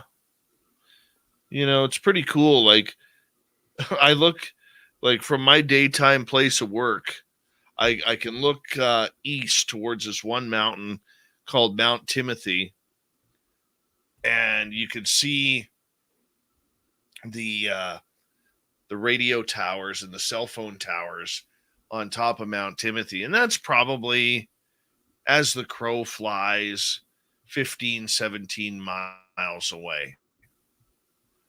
And, knowing that I've rode my side by side, or drove my side by side right up to that peak where and stood right where those towers are, it's pretty cool. I mean, the mountains are pretty amazing around here. Fresh water. Dude, the fresh water is everywhere. The lakes are everywhere. It's a very special place, that's for sure. Because y'all got places you can actually do ice fishing, right? Oh yeah. Yeah. Yeah, the lakes are freezing now, and they are freezing very fast. Once you get about 6-8 inches, you can ice fish. That's something else I want to do too. I've only done it once. My buddy Mark is really very into it. He is very into it. And he's got this beautiful hut that you sit in, and it's a heated hut. And you can put a camera right down one of the holes and just turn the camera and watch the fish come up. They're like, huh? What the hell is this? What the hell is going on here? Oh yeah, it's pretty incredible. But yeah, I mean, it only sucks when you got to go outside to take a piss. That's the only time it sucks. It's number one, you're in the middle of a lake and there's other people around. Number two, it's cold. We're going to go blurry here in a minute, people. We haven't started already. Text probably won't, but I will. Oh yeah. It's the ice fishing is cool, man. Hold on. Doug Shelby. Hey, Dave, in the deep, dark North Canadian winter, seriously, what's more practical? Dog sled and team, four-wheel drive truck, or snow machine? Anytime, probably as this snow packs down, probably within a week or so. Excuse me. That's when people start snowmobiling. I'm not really a fan of snowmobiling. Then again, I've never done it. I love being in the cold. I just don't like playing in the cold. There's two differences. Unless it's hockey. There's something cool about that.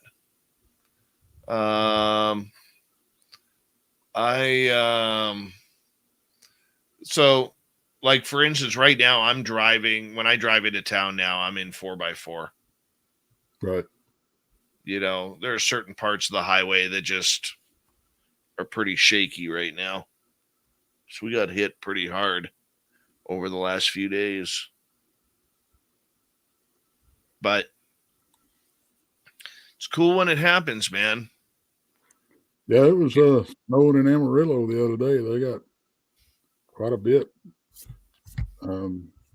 There in New Mexico, there's a town called Cloudcroft, and it sits on top of a mountain, and there's a road going up this way and a road going out this way, right? And if they get, there's a certain amount of snow. If they get it, they shut the roads down. Okay, you can't get in or out. If you're up there and they shut them down, you're stuck in that town till they clear the roads or whatever. But they really don't shut it down because of traffic. They shut it down so you can sled on the roads. Oh yeah. Well, if you go up more north to where YJ Overlander is, he gets way more snow than I do. Way more snow. And but he also gets a better look at the northern lights when they happen too.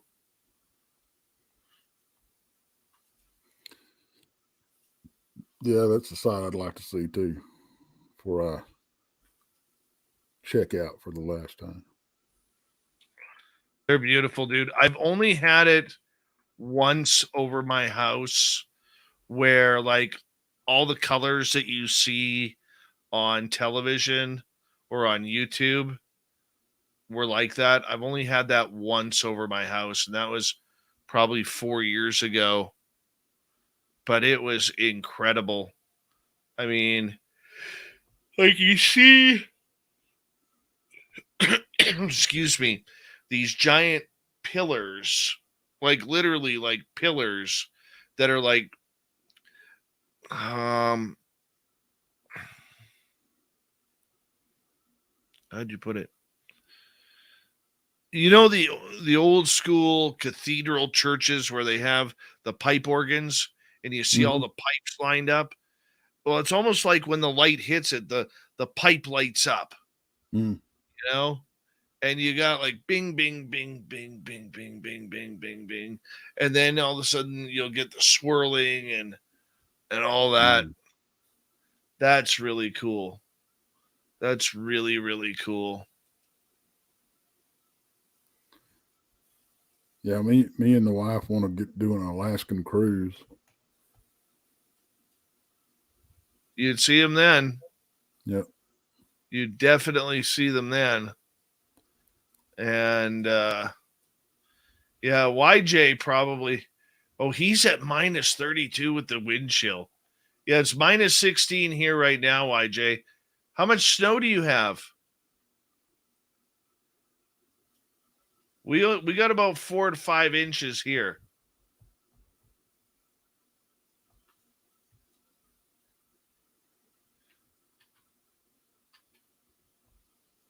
We get an inch of snow down here, and Katie barred the door. We shut down everything. Because all you drive is 2-wheel drives down there. Not me.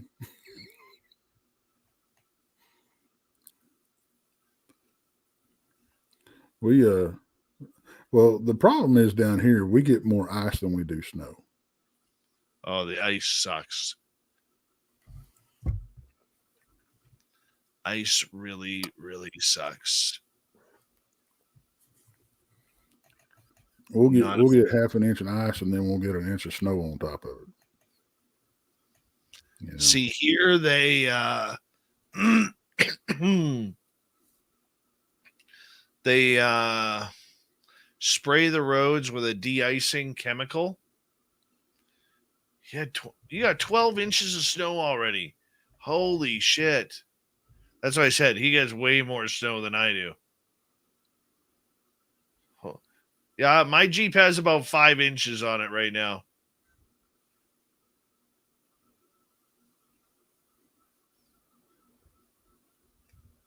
Oh, yeah. But the problem with this snow is this type of snow that we get, it's not good for making snowballs. No, it's just real dry powder. Oh. No, it doesn't hold together. It's powder. Just powder. I can remember my mom back in the day. We would get the first snow, and she wouldn't let us do it. But once we got the second snow, we'd make snow ice cream. Oh yeah. You know it's really good.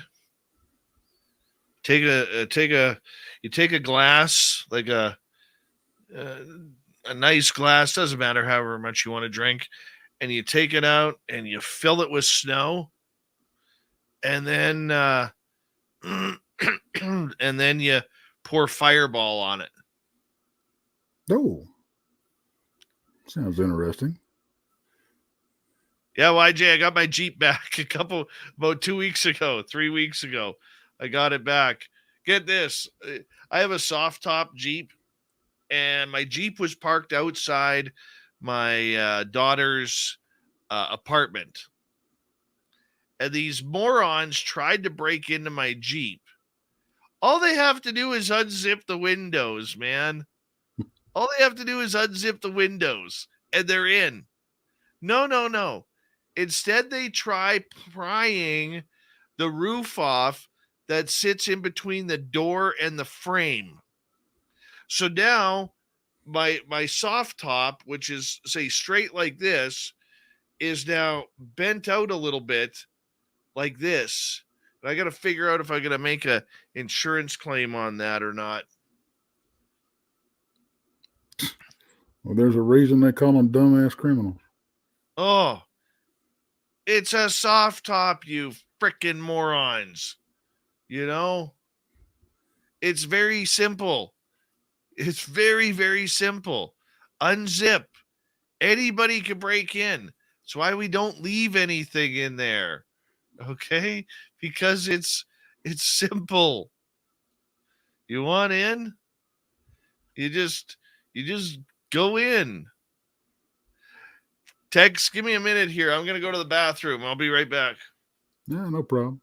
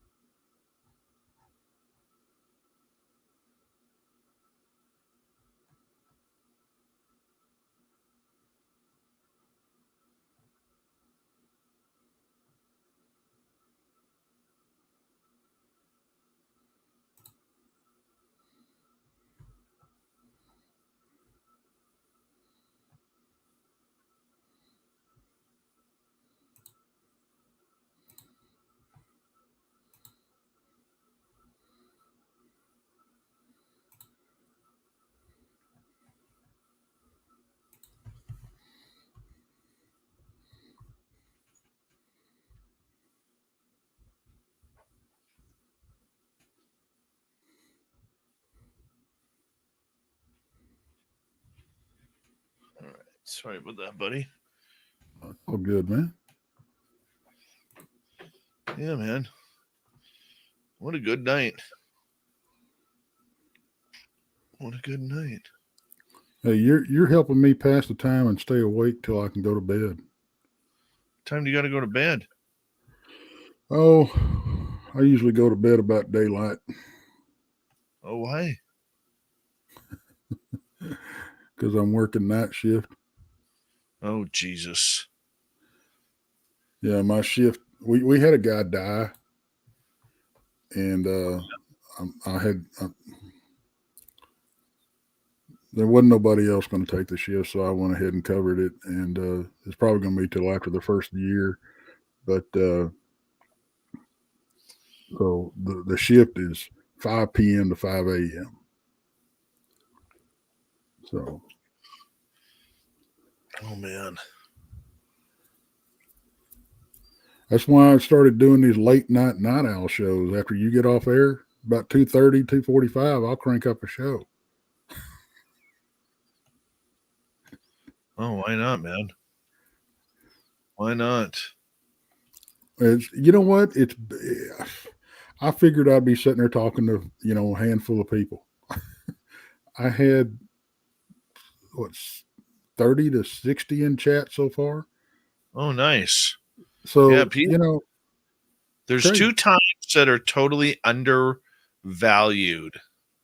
And that is right in the middle of the night and during the morning to midday.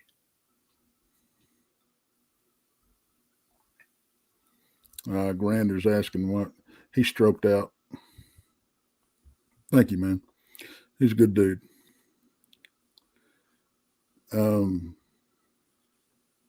But yeah, it is because there's 2 people per shift, and that damn shift, man. I tell you, one guy got in a car wreck. He's still rehabbing, won't be back till after the first year. Then the other guy died. So, we just hired a new fella. So, but he's got to go through all the paperwork and all that kind of stuff, and then go through the training and everything. So it'll be after the first year before I get back on my day shift. That's why I haven't been able to do any of the shows during the week. I'm working. Oh, the only show I can do is my Monday show. And I started doing this night owl thing. But oh, geez. But I'm keeping it as, just a sporadic kind of random thing, because I don't want to commit to anything when I go back on day shift and have to do a, 2:30 and 3:30 in the morning show. Yep. I hear you there, man. I hear you there. Speaking of which, I get to get up for work in the morning. So we're going to call it the night here. Tomorrow night on the show, we got Science Bob. He's back tomorrow night. I think we have a special guest, so we'll have to we'll let you know during the day who our special guest is with Science Bob. Big thank you tonight to Renee, See How We Live, Thomas ×2, and Kira for the awesome super chats. Very much appreciated. As Tex knows, them super chats, they really do help out everything that we do on a nightly basis. Thank you to all our new subscribers tonight. And for those who hit the thumbs up, thumbs down, don't forget to leave a comment after the show. Tell us what you thought. All of it helps with our algorithms on Spaced Out Radio and growing our channel as we push towards 20,000 subscribers before the end of the year. That would be wonderful. And we'll see you all tomorrow night. Everyone, you take care. Tex, we'll see you later. Thank you for filling on in. Really appreciate it. Have a good night, everybody. We'll see you tomorrow.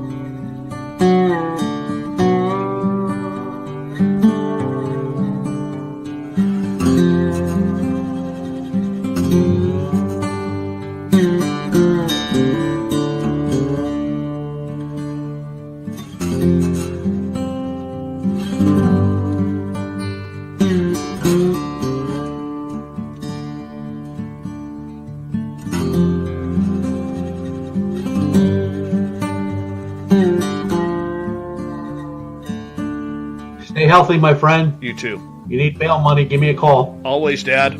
Take care. You too.